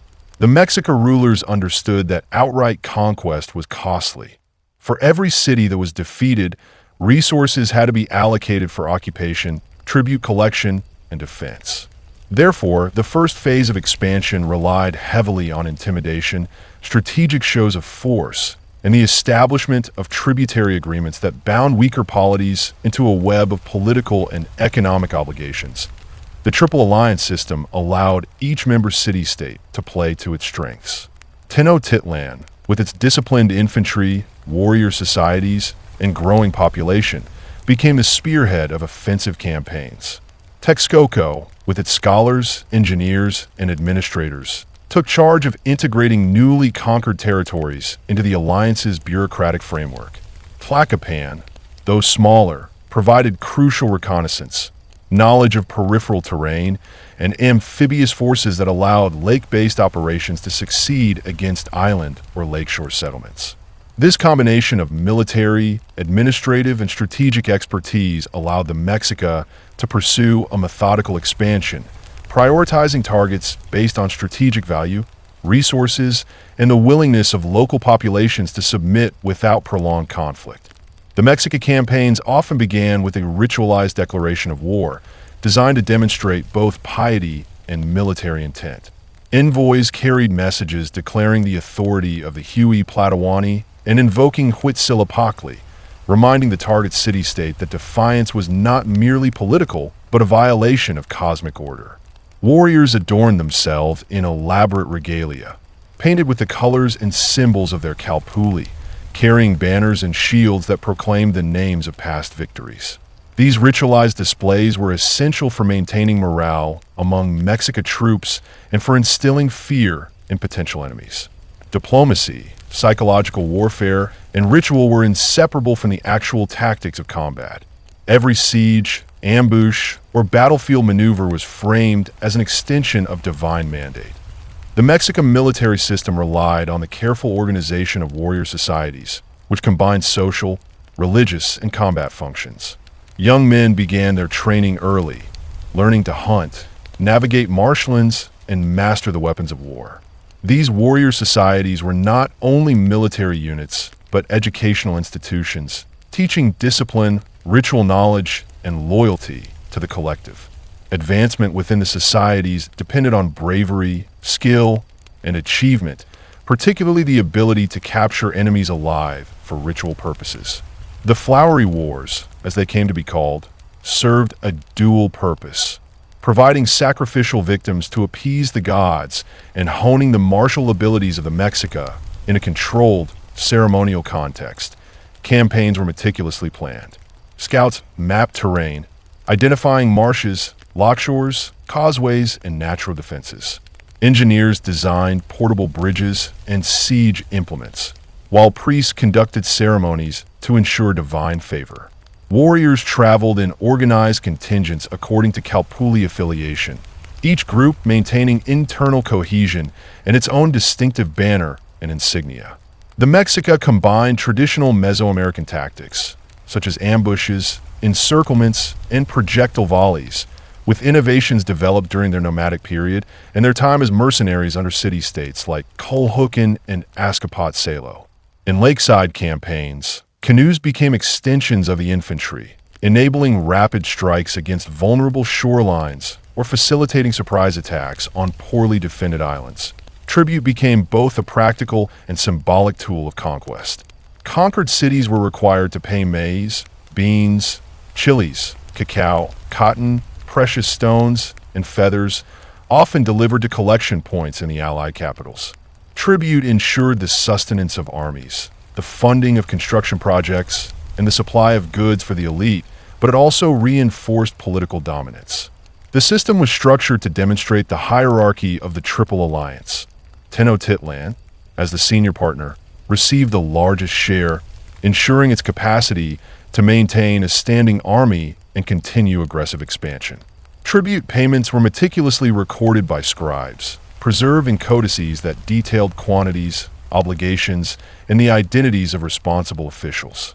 These records formed the backbone of Mexica administrative authority, allowing rulers to exercise influence over distant lands with minimal direct oversight. The physical expansion of Tenochtitlan and its allies also required the systematic incorporation of new military and religious infrastructure. Conquered cities were often compelled to construct temples dedicated to Huitzilopochtli and Tlaloc, replicating architectural patterns seen in the capitals. These temples served multiple functions. They acted as centers of religious indoctrination, symbols of Mexican dominance, and focal points for social organization. Fortifications were reinforced, walls rebuilt, and garrisons stationed to secure the loyalty of newly subjugated populations. The presence of Mexica administrators, priests, and warrior contingents ensured that rebellion was met quickly and decisively, reinforcing the perception that submission was both pious and pragmatic. The Mexica also deployed sophisticated psychological and symbolic strategies to consolidate power. Rituals of sacrifice were highly visible, performed in public plazas to demonstrate divine approval of Mexica authority and to intimidate potential rebels. The sight of captives, bound and prepared for offerings to the gods, served as a stark warning. Resistance to the Triple Alliance was not merely a political mistake, but a spiritual transgression with cosmic consequences. These displays were deeply interwoven with Mexican ideology, reinforcing the notion that conquest was an extension of divine will and that the expansion of the empire was a sacred obligation, not merely an economic or military enterprise. Population movement was another critical aspect of consolidation. Captured elites were often relocated to Tenochtitlan, Texcoco, or Tlacopan, both to neutralize potential opposition and to integrate valuable knowledge into the alliance's administrative framework. Skilled artisans, weavers, and farmers were relocated to contribute to the economy of the capitals. Meanwhile, Mexican settlers were sometimes sent into newly conquered areas to establish military and religious outposts, spreading the cultural and political influence of the alliance while ensuring ongoing supervision of tribute collection. This combination of military control, religious indoctrination, and population management created a system of governance that was both flexible and resilient, capable of incorporating diverse polities while maintaining the dominance of the Triple Alliance by the mid-15th century. The Mexica had begun to consolidate not only territory, but also identity. The city-state of Tenochtitlan had grown from a small island settlement into a sprawling urban center, with causeways, canals, marketplaces, and ceremonial precincts that dwarfed most neighboring cities. The integration of conquered territories strengthened its economic base, while continuous military training and ritualized warfare ensured that its warriors remained disciplined and battle-ready. Tenochtitlan became both the heart of the empire and the stage on which Mexican power, religious devotion, and cultural identity were displayed to allies, tributaries, and enemies alike. Even as they expanded, the Mexica maintained the rituals, calendars, and ceremonial observances that had guided their ancestors for centuries. The 260-day sacred calendar and 365-day solar calendar regulated not only religious ceremonies, but also agricultural cycles, military campaigns, and civic activities. Each year, the completion of the 52-year cycle was marked by the new fire ceremony, a ritual of profound cosmic significance, in which fires were extinguished and rekindled throughout the empire, symbolizing renewal, divine favor, and the maintenance of balance between the heavens, earth, and human society. These rituals ensured that even as the empire expanded, its people remained bound together by shared religious and cultural frameworks, providing cohesion and legitimacy to an increasingly complex political system. Following the consolidation of power in the Valley of Mexico, the Mexica, guided by their military leaders and priests, turned their attention to the wider region, seeking to extend the influence of the Triple Alliance beyond the lakes and causeways of their home valley. The expansion was deliberate, strategic, and meticulously planned, combining the wisdom of seasoned commanders, the guidance of priests interpreting omens and celestial signs, and the discipline of warrior societies whose training had begun in childhood. Every conquest was preceded by reconnaissance missions, in which scouts navigated rivers, mountains, and marshlands, mapping terrain and noting the resources, population centers, and defensive capabilities of prospective targets. These scouts reported to both military leaders and high priests, ensuring that the decision to go to war was framed as both strategically advantageous and divinely sanctioned. Once a campaign was deemed necessary, the Mexica mobilized with remarkable efficiency. Units were organized according to Calpulli affiliations, which allowed the army to maintain cohesion while enabling commanders to deploy specialized contingents for particular tasks. Infantry formed the backbone of the force, equipped with obsidian-bladed mythical, wooden shields, and slings for long-range attacks. Light infantry and scouts moved quickly through difficult terrain, while elite warriors, members of the Jaguar and Eagle societies, served as shock troops, capable of breaking enemy lines or capturing high-value targets for ceremonial purposes.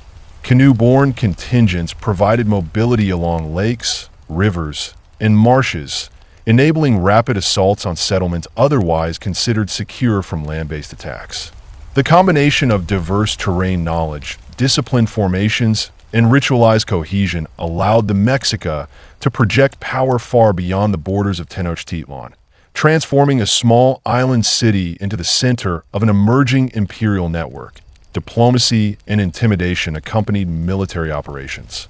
Before an attack, envoys were often sent to issue ultimatums, invoking both the authority of the Huitzilopochtli and the favor of Huitzilopochtli. These messages reminded targeted city-states that resistance was not only political defiance, but a violation of cosmic order. Where submission was negotiated, cities could retain some autonomy in exchange for tribute, providing agricultural produce, textiles, luxury goods, or labor. This strategy of conditional submission minimized unnecessary bloodshed, preserved infrastructure, and allowed the Mexica to extract resources efficiently. For cities that resisted, the Mexica displayed their power through the public execution of captured warriors, often conducted on pyramid platforms where entire communities could witness the ritual, reinforcing both political authority and religious legitimacy. The management of conquered territories required an equally sophisticated administrative framework. The Mexica relied on a combination of native rulers, local administrators, and Mexica officials to enforce tribute obligations and maintain order. Local leaders who accepted Mexica authority were allowed to remain in place as tributary lords, responsible for collecting goods and ensuring compliance. Those who resisted were replaced by loyal administrators, often Mexica warriors or priests who could simultaneously oversee political, economic, and religious integration. Codices, meticulously kept by scribes, recorded all tribute payments, census data, and administrative assignments, forming the backbone of an empire-wide bureaucracy that linked disparate regions to the capital. This system allowed Tenochtitlan to exert control over distant provinces without the need for constant military presence, relying instead on structured accountability, ritual obligation, and the implicit threat of force. Religious observance remained central to the legitimacy of Mexican expansion. Temples dedicated to Huitzilopochtli, Tlaloc, and other deities were erected in newly conquered cities, mirroring the ceremonial architecture of Tenochtitlan. Priests were sent to oversee rituals, maintain sacred calendars, and instruct local populations in Mexica religious practices. Sacrifice played a dual role. It was both a demonstration of divine favor and a method of social control, instilling fear while reinforcing the cosmological hierarchy that placed Tenochtitlan at the center. Flowery wars, ritualized conflicts aimed at capturing rather than annihilating enemies, were conducted periodically to supply sacrificial victims and maintain the martial skill of Mexican warriors. These conflicts also reinforced the spiritual dimension of conquest, framing the expansion of territory as an extension of divine mandate rather than mere political ambition. Economically, the Mexica exploited both natural resources and human labor to sustain their growing empire. Conquered territories provided agricultural surpluses, luxury goods, and specialized crafts. Chinampa-style agriculture, when possible, was encouraged in lakeside regions, while highland areas contributed maize, beans, cacao, and cotton. Tributes of gold, precious stones, feathers, and textiles flowed into the capital, supporting monumental architecture, the maintenance of standing armies, and elaborate ceremonial life. Markets in Tenochtitlan and Texcoco became hubs for trade, attracting merchants from across Mesoamerica. These markets not only facilitated the circulation of goods, but also functioned as sites for intelligence gathering, diplomacy, and the negotiation of alliances, reflecting the complex interplay between economic, political, and military spheres. Military campaigns during this period became increasingly ambitious. The Mexica targeted not only neighboring city-states, but also coastal and inland regions that could provide strategic advantage, resources, or access to trade networks. Amphibious operations were executed with precision, as war canoes carried contingents across lakes and rivers, enabling assaults on islands or riverside settlements that were previously considered safe. Siege tactics evolved, incorporating portable bridges, ladders, and projectile weapons capable of breaching wooden fortifications. The Mexica demonstrated an ability to adapt to diverse environments: highlands, lowlands, deserts, and marshes, drawing on knowledge accumulated during centuries of migration, settlement, and mercenary service. The social consequences of expansion were profound. Conquered populations were integrated into Mexican society in multiple ways. Some were relocated to the capital or allied cities.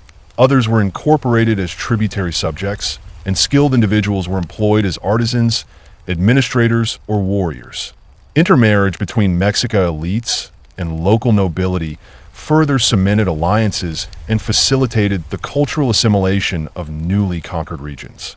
The Calpulli system, initially designed for kinship-based organization within Tenochtitlan, was adapted to govern satellite communities, providing a familiar framework for administration while extending Mexica influence, by the late 15th century. The Mexica had transformed from a marginalized, wandering people into the dominant power in central Mexico. Their capital, Tenochtitlan, stood as a testament to centuries of ingenuity, combining urban planning, engineering, religious symbolism, and military strategy into a single, cohesive city. Causeways linked the island city to the mainland. Canals facilitated trade and communication, and the central ceremonial precinct showcased the wealth, power, and piety of the Mexica rulers. Surrounding territories were bound through tribute, religious observance, and military oversight, creating an empire that, while not yet encompassing all of Mesoamerica, had established a blueprint for administration, warfare, and cultural dominance that would shape the region for decades to come. The Mexica understood that maintaining dominance required constant vigilance.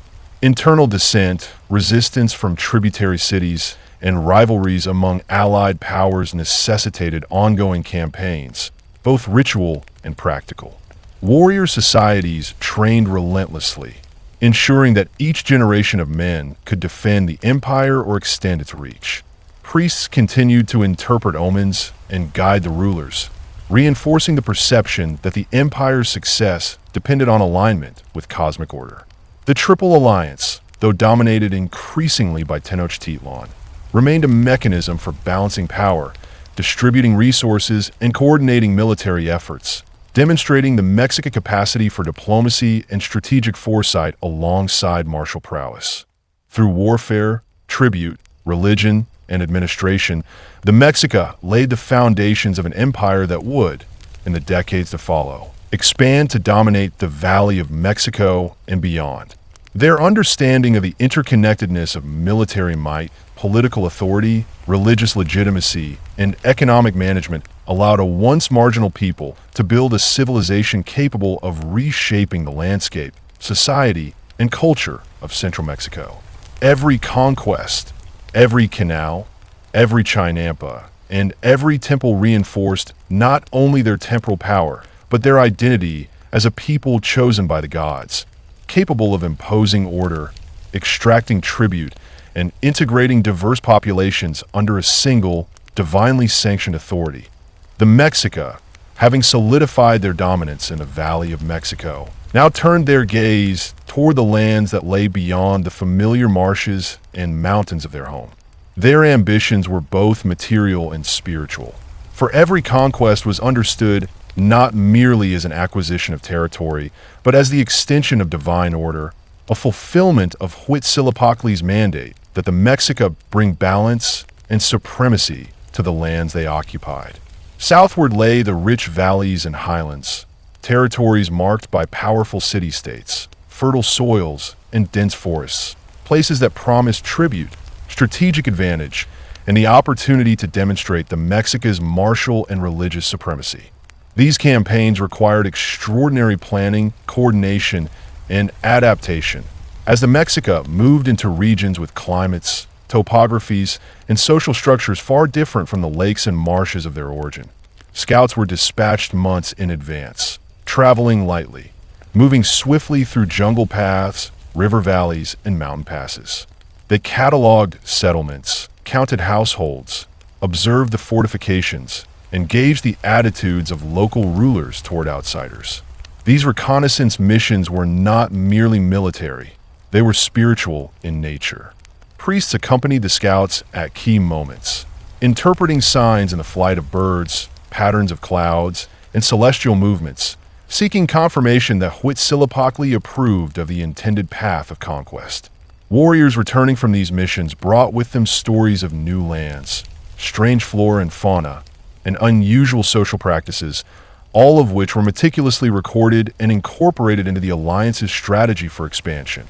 When the Mexica began their campaigns into the southern valleys, the first step was always to establish a foothold, an advance base where troops could camp, store provisions, and stage reconnaissance for the main assault. These temporary encampments were built with the same attention to water management and defensibility that had characterized Tenochtitlan. Raised platforms protected against flooding, stakes and woven barriers marked boundaries, and channels were dug to manage rainwater and provide rudimentary irrigation. Within these encampments, warriors trained rigorously, coordinated with engineers who prepared siege implements, and priests conducted daily ceremonies to maintain divine favor and morale. The Mexica approach to siege and battle was a blend of terror, strategy, and ritual. When confronting a fortified city, they first issued demands for submission, often accompanied by envoys carrying offerings to demonstrate respect for local deities and traditions, while simultaneously warning that refusal would invoke Huitzilopochtli's wrath. If a city resisted, the Mexica deployed their armies with careful attention to terrain. Highland valleys required columns of infantry and specialized scouts who could navigate steep inclines. Riverine or lowland settlements required amphibious forces capable of striking from multiple directions. The jaguar and eagle warriors, symbols of both prestige and martial skill, were sent as shock units to break defensive lines and capture high-value targets for ritual sacrifice, while infantry contingents maintained formations to prevent enemy escape and secure supply lines. Conquered cities were integrated into the Mexica sphere of influence in stages. Initially, tribute was extracted, often under the supervision of Mexica officials who assessed agricultural output, population, and available resources. Skilled artisans, warriors, and administrators were relocated to Tenochtitlan or allied cities to serve in both practical and symbolic roles, while local rulers were often retained as vassals to maintain continuity of governance, provided they pledged loyalty and contributed tribute. Temples were constructed, modeled on Tenochtitlan's ceremonial precincts, establishing both religious oversight and cultural assimilation. The spread of Mexican religious and social practices reinforced the legitimacy of conquest and allowed distant communities to be governed without constant military presence. The natural environment posed challenges as the Mexica moved into new territories. Forested regions were dense with trees, vines, and uneven terrain, requiring scouts to clear paths and engineers to devise temporary bridges and causeways. Highland valleys demanded terraces for agriculture and careful management of water sources, lessons that the Mexica applied from their experience with chinampas in the lake regions. In coastal areas, mangroves, estuaries, and tidal flats required adaptation of boats, canoes, and amphibious combat tactics. Every region added to Mexican knowledge, forming a vast repository of intelligence that informed subsequent campaigns and ensured the efficiency of resource extraction, settlement, and defense. Religious ritual accompanied every phase of conquest. Sacrificial ceremonies marked the capture of cities, with prisoners offered to Huitzilopochtli atop newly erected pyramids or ceremonial platforms. These rituals were highly publicized, intended to communicate both to the Mexica and to subject populations that divine favor justified their dominance.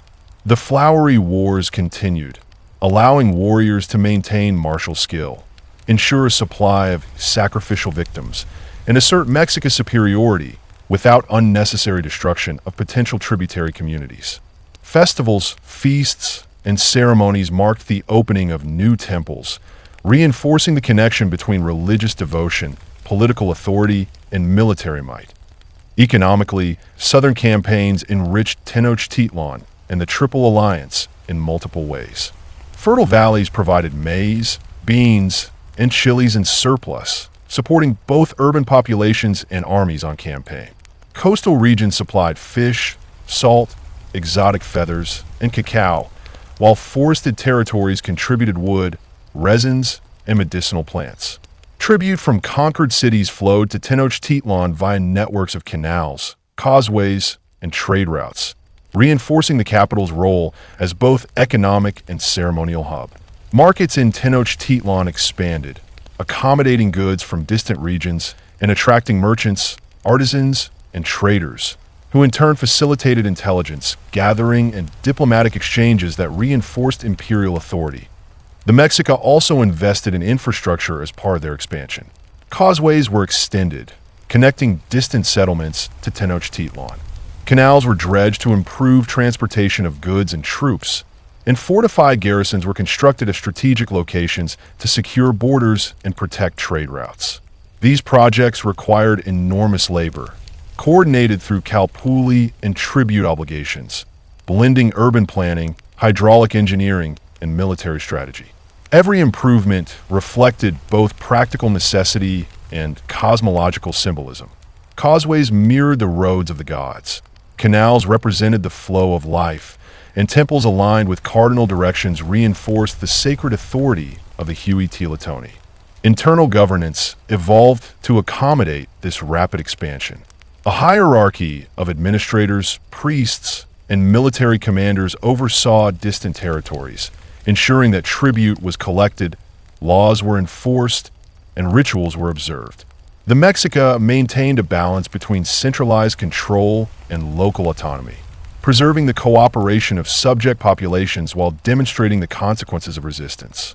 This system of governance allowed the empire to expand rapidly while maintaining stability, demonstrating the Mexica ability to combine martial power, religious authority, and administrative sophistication into a single, unified structure of dominance. That be why the late 15th century, Tenochtitlan had grown into a sprawling metropolis, reflecting the combined achievements of centuries of migration, adaptation, and conquest. Its ceremonial precincts, pyramids, temples, marketplaces, and residential districts demonstrated both the wealth and complexity of Mexican society. Surrounding regions, from highland valleys to coastal plains, were bound into the imperial system through tribute, ritual observance, and political integration. Every conquest reinforced the perception that the Mexica were chosen by the gods, tasked with maintaining cosmic balance, and destined to dominate the lands of central and southern Mexico. The expansion was both temporal and spiritual, blending military strategy, economic exploitation, religious devotion, and administrative organization into a single unstoppable force, ensuring that the legacy of Tenochtitlan and the Triple Alliance would endure in the centuries to come. The Mexica, having extended their reach into the southern valleys and highlands beyond, recognized that their power and stability depended as much on integration and administration as on conquest. Each city-state brought into the Triple Alliance's sphere required careful management, and the Mexica invested immense effort in ensuring that tributary obligations were met. Local rulers remained cooperative, and the population accepted their place within the expanding imperial order. This process was neither immediate nor simple. It required the fusion of military enforcement, religious authority, economic oversight, and cultural assimilation, all orchestrated under the careful guidance of the Tenochtitlan and his council of nobles, priests, and military leaders in each newly conquered region. The Mexica established garrisons that served both defensive and administrative purposes. These fortifications, often constructed atop pre-existing elevations or in proximity to rivers and lakes, provided protection against rebellions, rival city-states, or incursions from distant powers. Garrisons were staffed by elite warriors drawn from the Eagle and Jaguar societies, their presence ensuring that Mexica authority was immediately recognized and that tribute collection could proceed without disruption. Local auxiliaries were sometimes incorporated into these forces, both as a means of co-opting potential resistance and as a way of expanding the empire's military capacity. Religious and ceremonial integration accompanied every stage of political incorporation.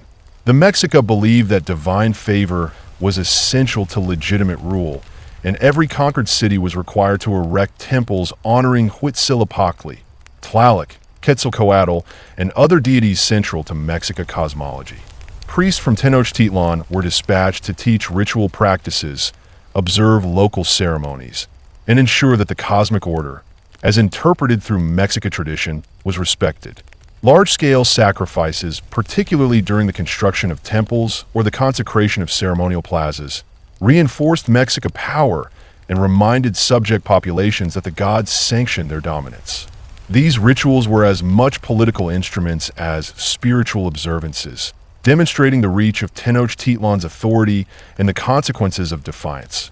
Economically, the Mexica established a network that integrated the diverse resources of the southern and eastern regions into the imperial system. Fertile valleys produced surplus maize, beans, squash, and chili, while coastal areas supplied fish, salt, and cacao. Forested highlands provided timber, resins, and medicinal plants, while luxury goods, feathers, jade, obsidian, and finely woven textiles, flowed toward the capital to sustain ceremonial life and elite consumption. The tributary system was meticulously organized. Local officials reported to Mexica administrators, who in turn ensured that goods were transported along roads, causeways, and waterways to Tenochtitlan. Markets in the capital and allied cities became vibrant centers of commerce, intelligence gathering, and diplomacy, attracting merchants, artisans, and pilgrims from throughout the empire. These markets not only facilitated the flow of goods, but also reinforced the social hierarchy, emphasizing the centrality of the Mexica in the economic and spiritual life of the region. The Mexica understood that military might alone could not secure such an extensive empire. They invested heavily in training and organizing their armies, ensuring that every young man underwent rigorous instruction in both combat and discipline. The Flowery Wars continued to serve multiple purposes, maintaining martial skill, acquiring sacrificial victims, and demonstrating the Mexica's military superiority to potential adversaries. These ritualized battles were carefully controlled, with objectives, combatants, and outcomes designed to serve both religious and strategic ends. The experience of warfare in diverse environments, highlands, forests, lakes, and coastal regions, further honed the adaptability of Mexica forces, preparing them for campaigns across the varied landscapes of central and southern Mexico. Administration of the growing empire required innovation. The Mexica developed a hierarchical bureaucracy that delegated authority while ensuring central oversight. Local rulers who submitted peacefully retained their positions, but were bound to Tenochtitlan through tribute obligations and ceremonial obligations. In cities where resistance persisted, Mexica administrators, often accompanied by priests and military officers, oversaw governance directly. Codices meticulously recorded population numbers, tribute collections, agricultural productivity, and local events, forming a complex system of accountability that allowed the capital to manage distant provinces effectively. This integration ensured that Tenochtitlan's influence extended far beyond its lakeside boundaries, projecting power across valleys, forests, and coasts. Cultural integration was facilitated through education, religious instruction, and social networks. Nobles from subject cities were often sent to Tenochtitlan to learn Mexico administration, military strategy, and religious rites, creating a class of elites loyal to the capital. Commoners were incorporated through trade, labor obligations, and participation in ceremonial life, binding them to the Mexica cosmological order. Intermarriage between Mexica elites and local nobility further cemented alliances, ensuring that political loyalty was intertwined with familial and social ties. The Calpulli system, originally based on kinship and local community, was adapted to govern satellite settlements, providing a familiar organizational framework that facilitated administration while extending Mexica influence. Infrastructure played a crucial role in consolidating control. Roads and causeways were extended to link distant settlements to the capital, while canals and aqueducts ensured the efficient movement of goods, people, and water. Fortifications protected borders and strategic trade routes, while temples, plazas, and ceremonial centers reinforced the Mexica's cultural and spiritual dominance. Every aspect of urban planning reflected a balance between practicality and religious symbolism. The layout of Tenochtitlan itself, with its concentric zones, canals, causeways, and central ceremonial precinct, became a model for newly integrated cities, demonstrating how divine order, political authority, and practical governance could coexist up by the mid-15th century. The Mexica had transformed central and southern Mexico into a cohesive imperial system, one in which political, economic, military, and religious structures were intricately intertwined. Tenochtitlan stood at the heart of this system, its temples, palaces, and marketplaces representing both material wealth and spiritual authority. Surrounding valleys, coasts, and highlands were linked through tribute, ceremonial practice, and administrative oversight, forming an interconnected network that reinforced Mexican dominance. Conquered populations, while diverse in language and tradition, were gradually assimilated into the Mexica system, participating in trade, religious ceremonies, and military campaigns, all of which reinforced the empire's cohesion and stability. Every conquest, every temple, every canal, and every market reinforced the Mexica understanding that they were chosen by the gods to impose order, extract tribute, and integrate diverse peoples under a single authority. The expansion was as much spiritual as it was temporal. The Mexica viewed their victories, their infrastructure, and their administrative systems as instruments of divine will, ensuring that Tenochtitlan's centrality in the Valley of Mexico and beyond was both a political and cosmic reality. This relentless integration of conquest, administration, religion, and economy created a framework that would sustain the Mexica Empire for generations, a system in which every river, road, and temple reinforced the legitimacy and supremacy of the people who had emerged from the marshes of Lake Texcoco to dominate the heart of Mesoamerica. The empire's growth was mirrored in the lives of its people. Warriors trained from childhood in preparation for campaigns. Priests studied the complex calendars and rituals that bound the people to the gods. Artisans crafted goods of extraordinary skill for both everyday use and ceremonial display. Markets buzzed with activity as goods, information, and people flowed through the capital and its satellite cities, while causeways and canals facilitated travel, trade, and military deployment. Social hierarchies, carefully maintained, allowed mobility for those who distinguished themselves in war, commerce, or religious devotion, reinforcing loyalty to the empire while preserving the authority of the Huey-Teletoni and the noble class that iron every corner of the empire, from the highland valleys to the southern jungles and eastern coasts. The Mexica presence was felt through tribute collection, religious observance, military oversight, and cultural integration. Conquered peoples were simultaneously subjects, participants in ceremonial life, and contributors to the wealth and stability of the empire. Tenochtitlan itself became a magnet for labor, resources, and talent, a city whose infrastructure, ceremonial architecture, and marketplaces symbolize the culmination of centuries of migration, adaptation, conquest, and statecraft. The empire's expansion was an ongoing process, one in which military campaigns, administrative reforms, religious observance, and economic integration were inseparable, creating a civilization that harmonized the practical, spiritual, and political dimensions of human endeavor. The Mexica, having established firm control over the Central Valleys, turned their ambitions steadily outward toward the regions of the Gulf Coast, the Pacific lowlands, and the highland plateaus that stretched beyond. The familiar lands of the Valley of Mexico. These regions were both enticing and dangerous, fertile and rich with resources, but inhabited by peoples with long histories of political organization, fortified cities, and deep-rooted spiritual traditions. The Mexica, however, were prepared for centuries of migration, adaptation, and conquest had honed their ability to read the land, understand the strengths and weaknesses of potential adversaries, and integrate diverse peoples into their imperial system. Every campaign was treated as a sacred enterprise, a fulfillment of Huitzilopochtli's will, and every victory a demonstration that divine favor accompanied Mexica arms. The process began with careful reconnaissance. Scouts traveled ahead of the main army, moving silently through jungle paths, river valleys, and mountain trails, observing the fortifications, social structures, and agricultural systems of the coastal and highland peoples. These scouts were accompanied by priests who interpreted signs in nature, the flight of birds, the course of rivers, the growth of plants, as confirmations of Huitzilopochtli's favor or warnings of potential danger. They mapped trade routes, assessed the fertility of lands, and reported the dispositions of local rulers, creating a detailed understanding of both the military and economic landscape.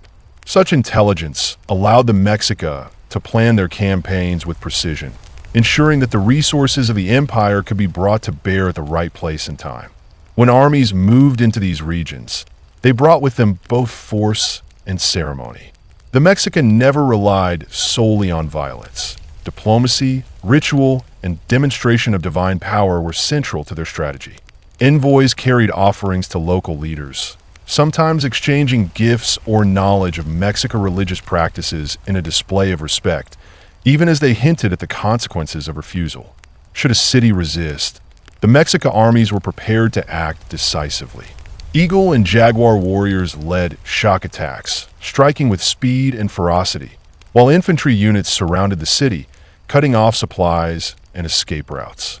Amphibious contingents operated along rivers, estuaries, and coastal lagoons, attacking from unexpected directions and ensuring that no refuge remained for resisting forces. Siege tactics combined ingenuity with sheer physical effort.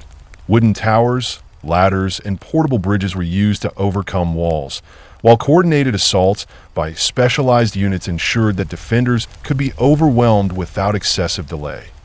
Conquest was immediately followed by the establishment of administrative structures. Garrisons were built to secure the city and its approaches, staffed with elite warriors and overseen by Mexico officials who coordinated tribute collection, monitored the population, and maintained order. Local rulers who submitted peacefully were often retained as vassals, but their authority was circumscribed by Mexica oversight. Temples were constructed or renovated to honor Huitzilopochtli, Tlaloc, Quetzalcoatl, and other key deities, integrating the religious life of the conquered peoples into Mexica cosmology. Sacrificial ceremonies, particularly those held at the inauguration of new temples or plazas, reinforced Mexican dominance and demonstrated to both local populations and the empire at large that divine favor sanctioned these conquests. Economically, southern and coastal campaigns transformed the material life of the empire.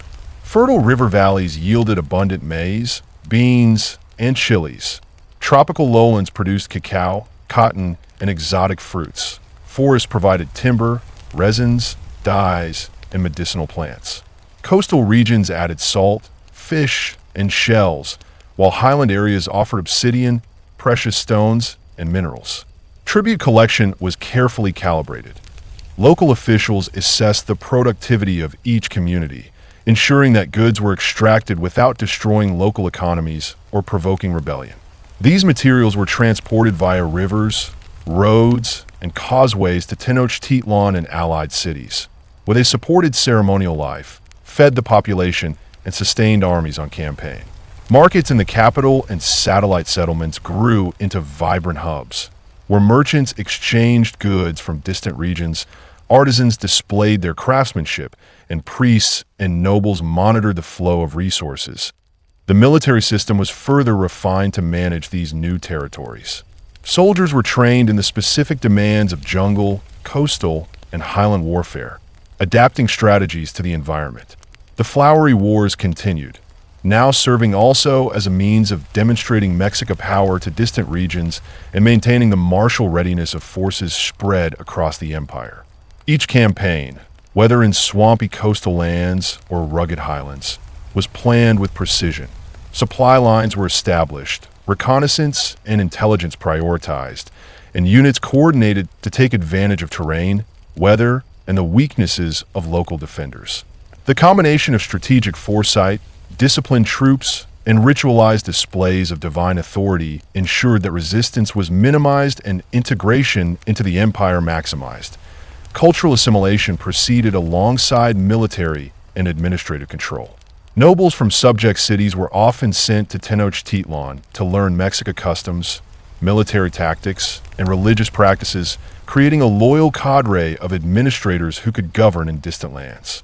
Commoners were drawn into the tributary economy, participated in ceremonial life, and contributed to infrastructure projects such as roads, causeways, and canals. Intermarriage between Mexican elites and local nobility strengthened alliances and facilitated loyalty. The Calpulli system, originally a kinship-based organization, was adapted to manage satellite settlements, ensuring that social cohesion and local governance aligned with imperial objectives. Infrastructure expanded dramatically. Roads and causeways linked distant cities to the capital, while canals facilitated transportation of goods and troops. Fortifications, watchtowers, and garrisons protected borders and strategic trade routes. Temples, plazas, and administrative buildings demonstrated both Mexican authority and cosmological order. Every project reflected careful planning, combining practical necessity with religious symbolism.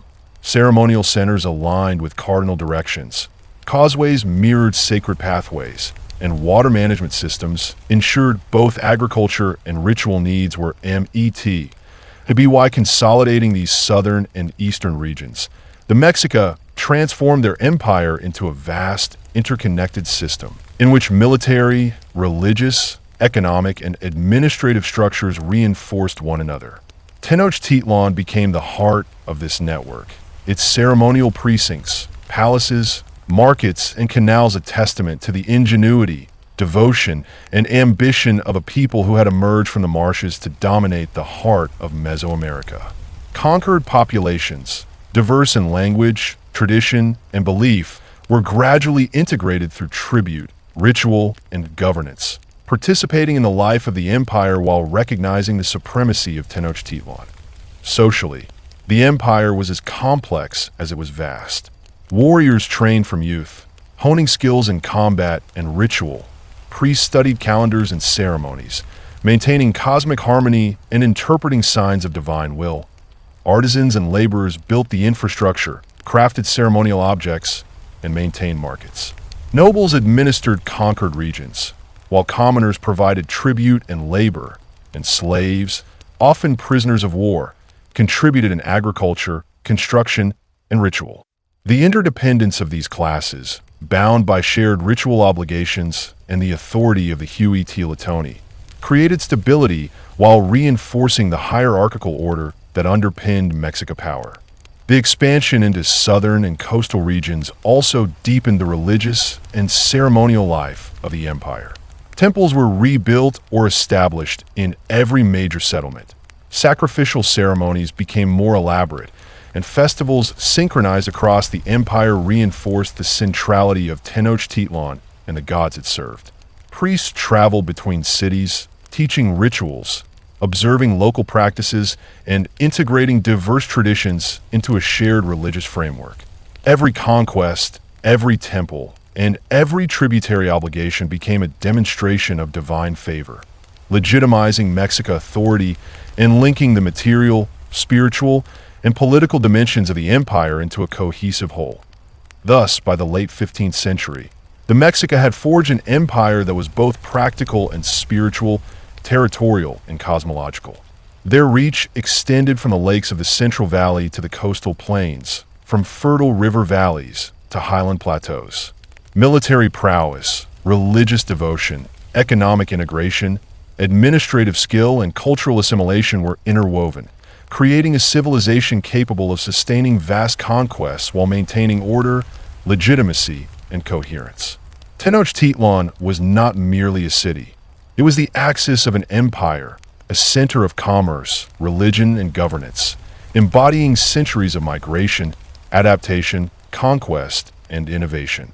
The Mexica understood themselves as chosen by the gods, destined to bring balance and order to the lands under their control, and every campaign, market, temple, and causeway was a manifestation of that sacred destiny. The Mexica, now masters of the Central Valley and reaching toward the coasts and highlands beyond, turned their focus toward the systematic consolidation of their expanding dominion. This phase was not defined by sudden conquest alone, but by meticulous organization, ritualized authority, and the embedding of Mexica influence into the very fabric of everyday life across distant provinces. Each newly subdued region required careful integration, both politically and spiritually, ensuring that the peoples of the empire not only obeyed Mexican rulers, but also recognized Tenochtitlan as the spiritual and temporal center of the world. The empire's strength rested not merely on armies or fortresses, but on a deeply interwoven system of tribute, ritual, social organization, and infrastructure that radiated outward from the sacred city at the heart of the lakes, in the conquered highlands, where steep mountains and narrow valleys defined human settlement. The Mexica encountered populations skilled in terraced agriculture, fortified hilltop towns, and complex systems of alliances.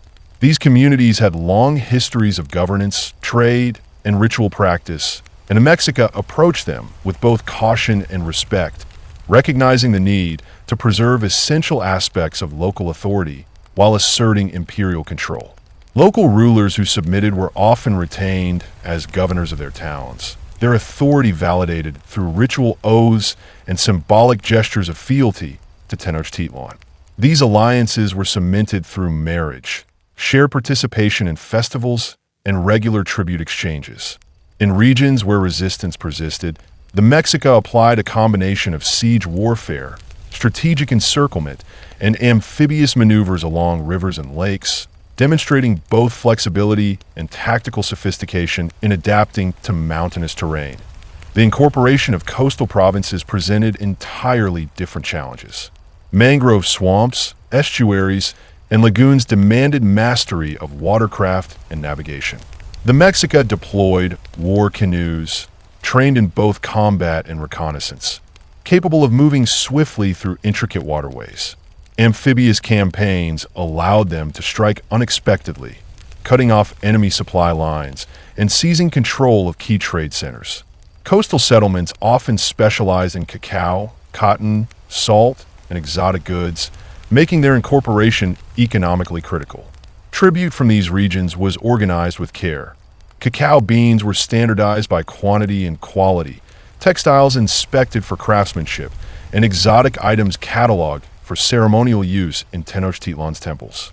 The tribute system created both wealth and dependence, integrating peripheral regions into the imperial economy while reinforcing the authority of the central state.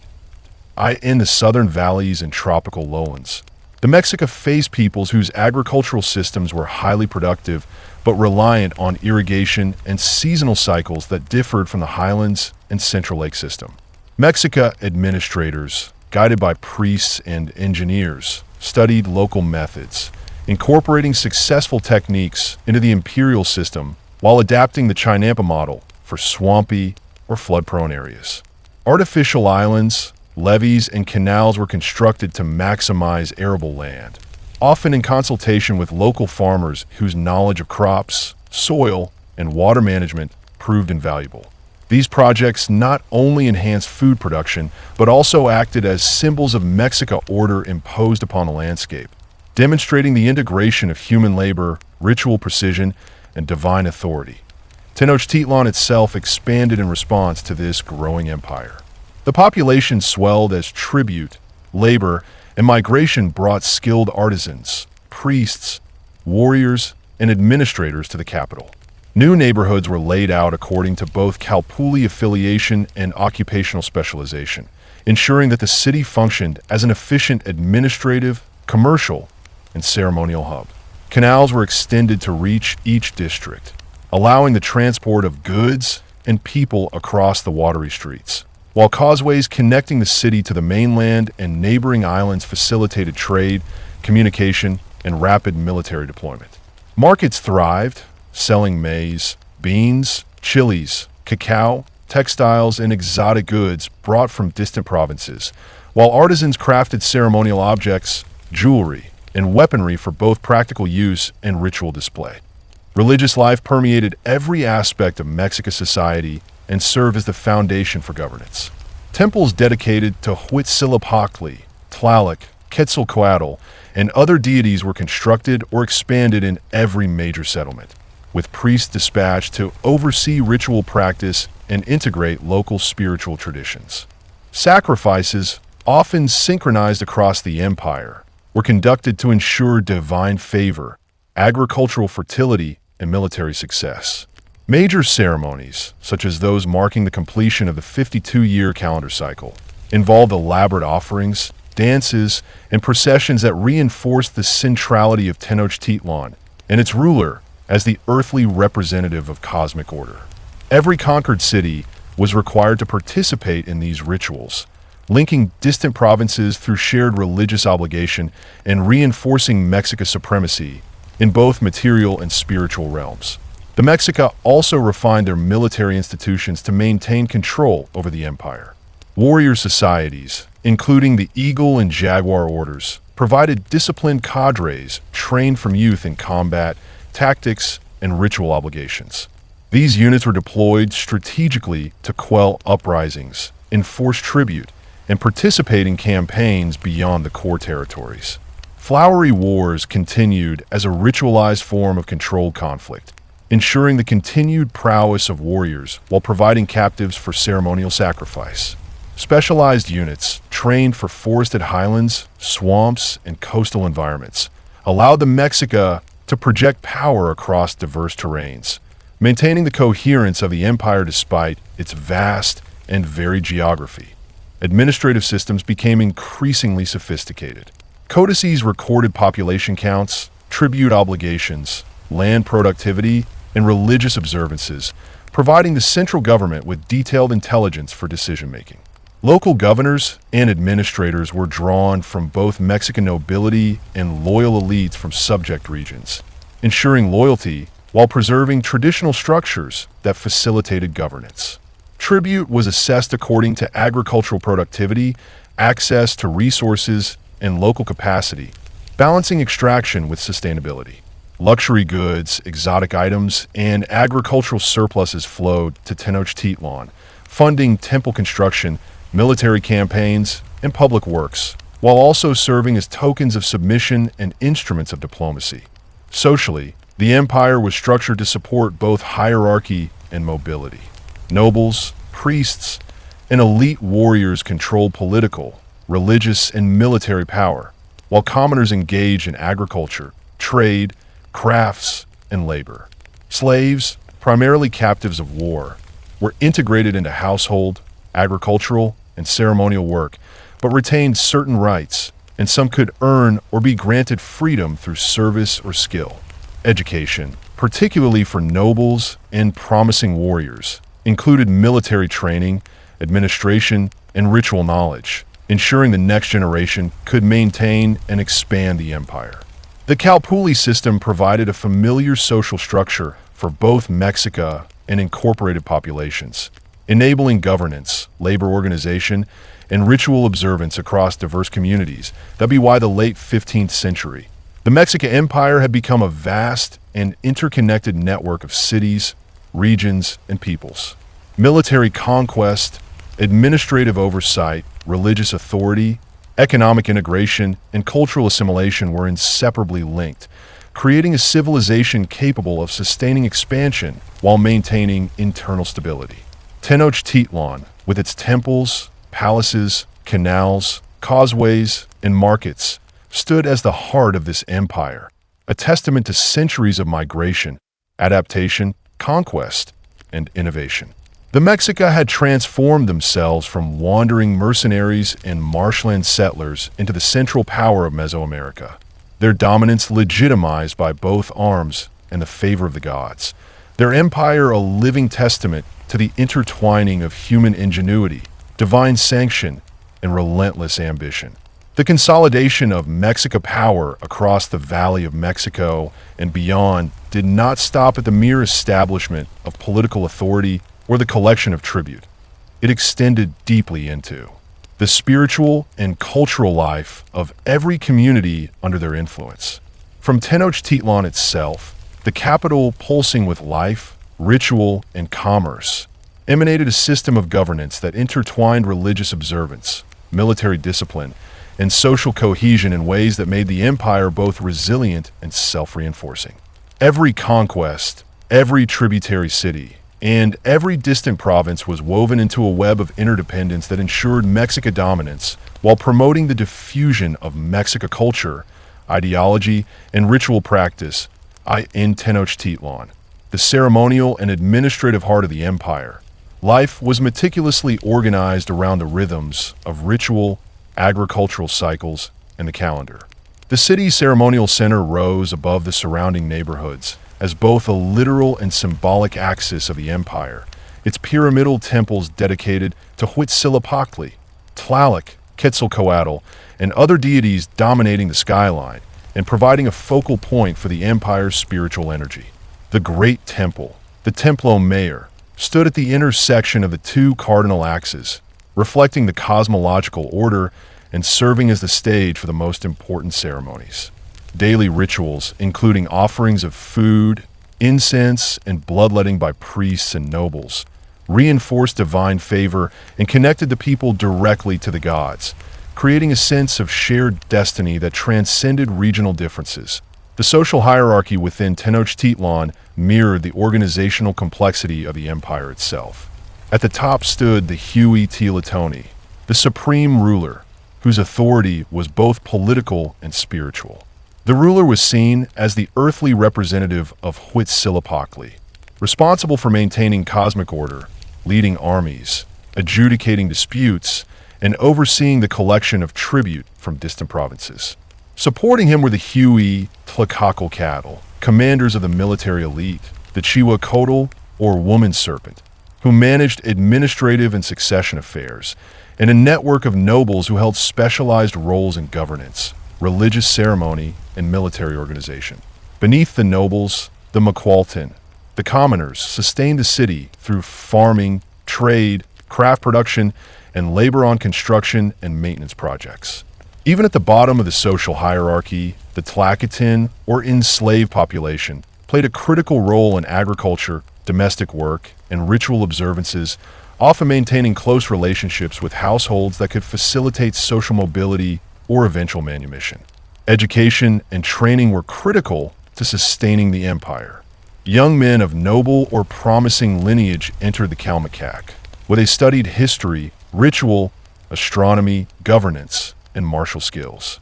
Here, they learned the intricate calendar systems, the 260-day Tanalpwali and the 365-day Xiapowali, whose intersection created the sacred 52-year cycle that governed ritual and agricultural life.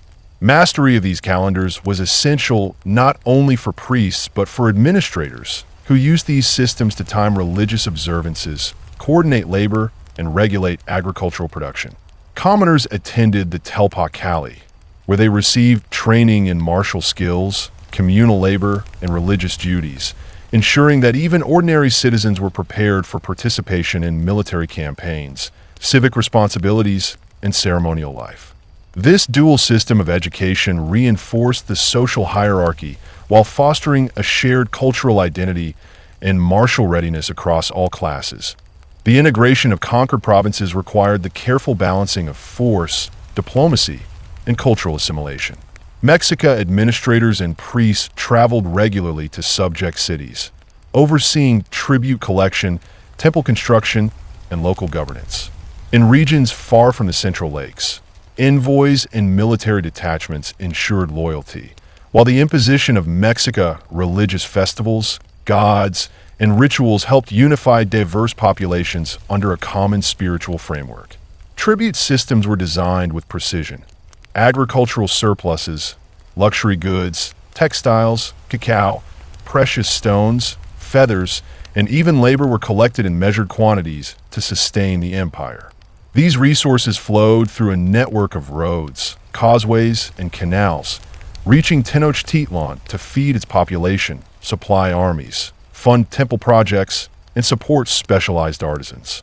In return, subject populations received the protection of Mexican military power, participation in ceremonial life, and access to the trade networks that connected the empire from the Central Lakes to the southern lowlands and highlands beyond. Military organization evolved to support both expansion and internal control. Warrior societies, stratified by skill and achievement, were deployed strategically across the empire. Eagle and Jaguar warriors represented elite units, skilled in hand-to-hand combat, siege tactics, and amphibious operations, while specialized troops trained in jungle, swamp, or highland warfare allowed the Mexica to operate across diverse terrain. The Flowery Wars, ritualized conflicts designed to capture sacrificial victims while maintaining the structure of tributary states, continued as both religious observance and military training. Campaigns were coordinated with precision, combining reconnaissance, siege tactics, riverine operations, and psychological warfare. Intelligence networks extended throughout the empire, with scouts, spies, and merchants providing constant updates on local conditions, potential uprisings, and opportunities for expansion. Religious practice remained central to imperial cohesion. Every major city, town, and village under Mexica control contained temples or shrines dedicated to the central pantheon, often integrated with local deities to facilitate acceptance. Priests traveled throughout the empire, teaching rituals, supervising ceremonies, and ensuring compliance with Mexican religious standards. Major festivals, such as the Tlacaxipolizli and Panquetzalizli, involved synchronized sacrifices, processions, and offerings that united vast populations in shared observance. The offering of human life, though often horrifying to outsiders, was perceived within the empire as a necessary act to sustain cosmic order, secure agricultural fertility, and ensure military success. Captives of war were elevated to sacred roles in these rituals, their participation reinforcing the authority of the Mexica gods and the supremacy of Tenochtitlan. Infrastructure facilitated both economic integration and cultural cohesion. Causeways linked the capital to neighboring islands and the mainland, allowing rapid transport of troops, goods, and tribute. Canals within Tenochtitlan enabled movement of bulk goods, pilgrims, and ceremonial participants, while levees, dams, and aqueducts controlled water levels for agriculture and urban sanitation. In distant provinces, roads, bridges, and fortified outposts ensured the flow of tribute, the security of trade routes, and the projection of imperial authority. This careful blending of engineering, ritual, and administration reflected the Mexica understanding that mastery of both material and spiritual resources was essential to sustaining empire. The empire's southern expansion brought contact with regions of great ecological and cultural diversity. Fertile valleys and coastal lowlands produced cacao, tropical fruits, cotton, and exotic fauna, while mountainous regions supplied obsidian, precious stones, and minerals critical for both ritual and craft production. The Mexica integrated local populations through a combination of military garrisons, tributary obligations, religious incorporation, and educational exchange. These territories, once independent, became vital components of the empire, providing economic resources, manpower for military campaigns, and participation in shared ceremonial life. The flow of tribute and goods reinforced both the wealth and the spiritual authority of Tenochtitlan, solidifying its position as the empire's sacred and administrative heart. By orchestrating this complex system of conquest, administration, ritual, and integration, the Mexica transformed from a central lake power into a sprawling empire. Their dominion was maintained not solely through force, but through the careful interweaving of spiritual authority, economic dependence, social hierarchy, and military discipline.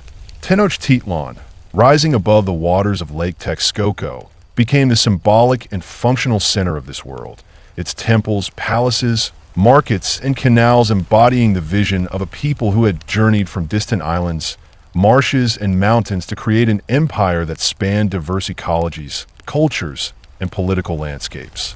Every battle fought, every tribute collected, every temple consecrated, and every ceremonial observance performed reinforced a single truth: that the Mexica, guided by the will of Huitzilopochtli and the wisdom of their ancestors, were the axis upon which the order of the world now turned, a civilization whose reach, influence, and sacred authority extended far beyond the waters of the Central Valley to the distant lands they had brought into the orbit of their growing empire.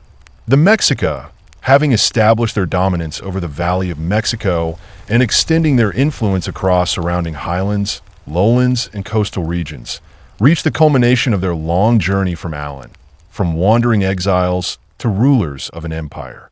By the late 15th century, Tenochtitlan had grown into a city of unparalleled scale, rising above the waters of Lake Texcoco with temples, palaces, causeways, canals, markets, and Chinampas creating a metropolis that was the living heart of the empire. Here, religion, politics, commerce, and warfare converged, reflecting centuries of adaptation, ingenuity, and relentless ambition.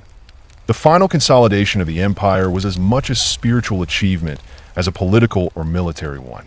Every province, from the distant tropical lowlands to the volcanic highlands, had been brought under Mexica authority, integrated through a combination of tribute, ritual, military oversight, and cultural assimilation.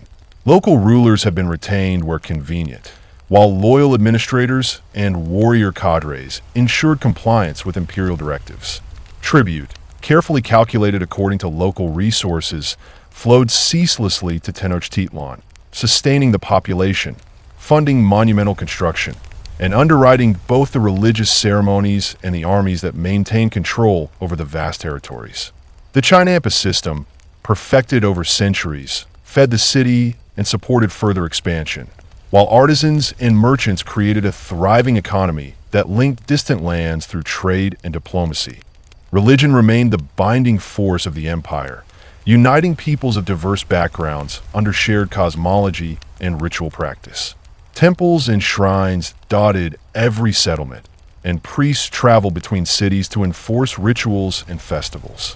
Huitzilopochtli, the hummingbird god of war and the sun, remained the guiding force of Mexican society, his favor sought through sacrifices, offerings, and the ritualized flowery wars that maintained both martial prowess and spiritual devotion. Tenochtitlan's ceremonial heart, the Templo Mayor, stood as a constant reminder of the divine sanction that legitimized the ruler, the nobility, and the empire itself. Large-scale ceremonies brought together thousands of participants, including captured warriors, nobles, priests, and commoners, to reenact cosmic battles, honor deities, and renew the covenant between gods and humans. These ceremonies reinforced social hierarchies, legitimized authority, and reminded every subject of their place within the Mexica universe. The Mexica also perfected the administration of their vast dominion. Codices recorded tribute obligations, population statistics, land productivity, and ceremonial observances, creating a bureaucracy capable of governing distant regions with precision. Roads and causeways connected islands and the mainland, allowing armies, goods, and information to move quickly. Canals within cities enabled commerce and ritual procession alike, while aqueducts, levees, and reservoirs ensured water management for both agriculture and urban life.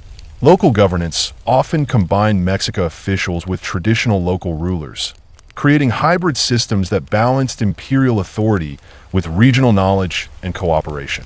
Tribute, labor, and resources were systematically allocated, sustaining both Tenochtitlan's grandeur and the military machine that preserved the empire. The social fabric of the empire was deeply stratified but flexible. Nobles, priests, and elite warriors held power and wealth, while commoners engaged in farming, trade, crafts, and labor. Slaves, mostly captured in warfare, performed essential duties but retained certain rights, with avenues for freedom through service or skill. Education ensured that future generations of leaders, priests, and warriors were prepared to maintain the empire, while the Calpulli system provided structure, organization, and a sense of belonging across diverse regions. In every province, rituals, festivals, and local governance reinforced Mexica authority, creating cohesion across a sprawling and diverse territory. Militarily, the Mexica remained formidable. Warrior societies, disciplined and ritualized, provided both defense and projection of power. Campaigns were carefully planned, integrating intelligence, reconnaissance, amphibious operations, and siege tactics. Flowery wars maintained martial skill while supplying captives for religious observances. Strategic alliances, internal cohesion, and the integration of local forces allowed the Mexica to control vast territories without constant direct occupation, relying on a combination of diplomacy, tribute, and military deterrence to ensure stability. Through these combined forces of religion, administration, military organization, economic integration, and social cohesion, the Mexica created an empire that was more than the sum of its parts. Tenochtitlan became a living testament to the journey that began centuries earlier in the mythical island of Alan, through wandering, struggle, adaptation, and the guidance of Huitzilopochtli.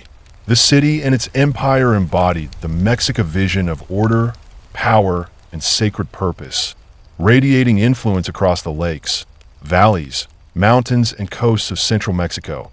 In the end, the story of the Mexica is one of transformation. From a small, wandering people guided by prophecy to the rulers of an empire whose structures of government, religion, economy, and warfare allowed them to dominate one of the most complex and diverse regions of the ancient world. Their achievements in agriculture, engineering, urban planning, administration, and ritual life created a civilization capable of sustaining itself over generations, leaving a legacy that would endure long after their city and empire would eventually meet the tides of history. The Mexica had become the axis of their world, the embodiment of their God's will, and the architects of an enduring civilization forged from exile, devotion, ingenuity, and the relentless pursuit of greatness. The empire they built was not merely a collection of cities and territories, but a living, breathing civilization, a society where the divine, the natural, and the human were inseparably linked, where every canal, temple, chinampa, and causeway reflected centuries of knowledge, struggle, and vision. And so, the story of the Mexica, from Alan to Tenochtitlan, came full circle, a testament to the enduring power of faith, resilience, and human ingenuity, a civilization that rose from the waters of a sacred lake to shape the destiny of central Mexico and leave an indelible mark upon the history of the ancient world. This was the world of the Mexica, sacred, turbulent, ingenious, and eternal in memory.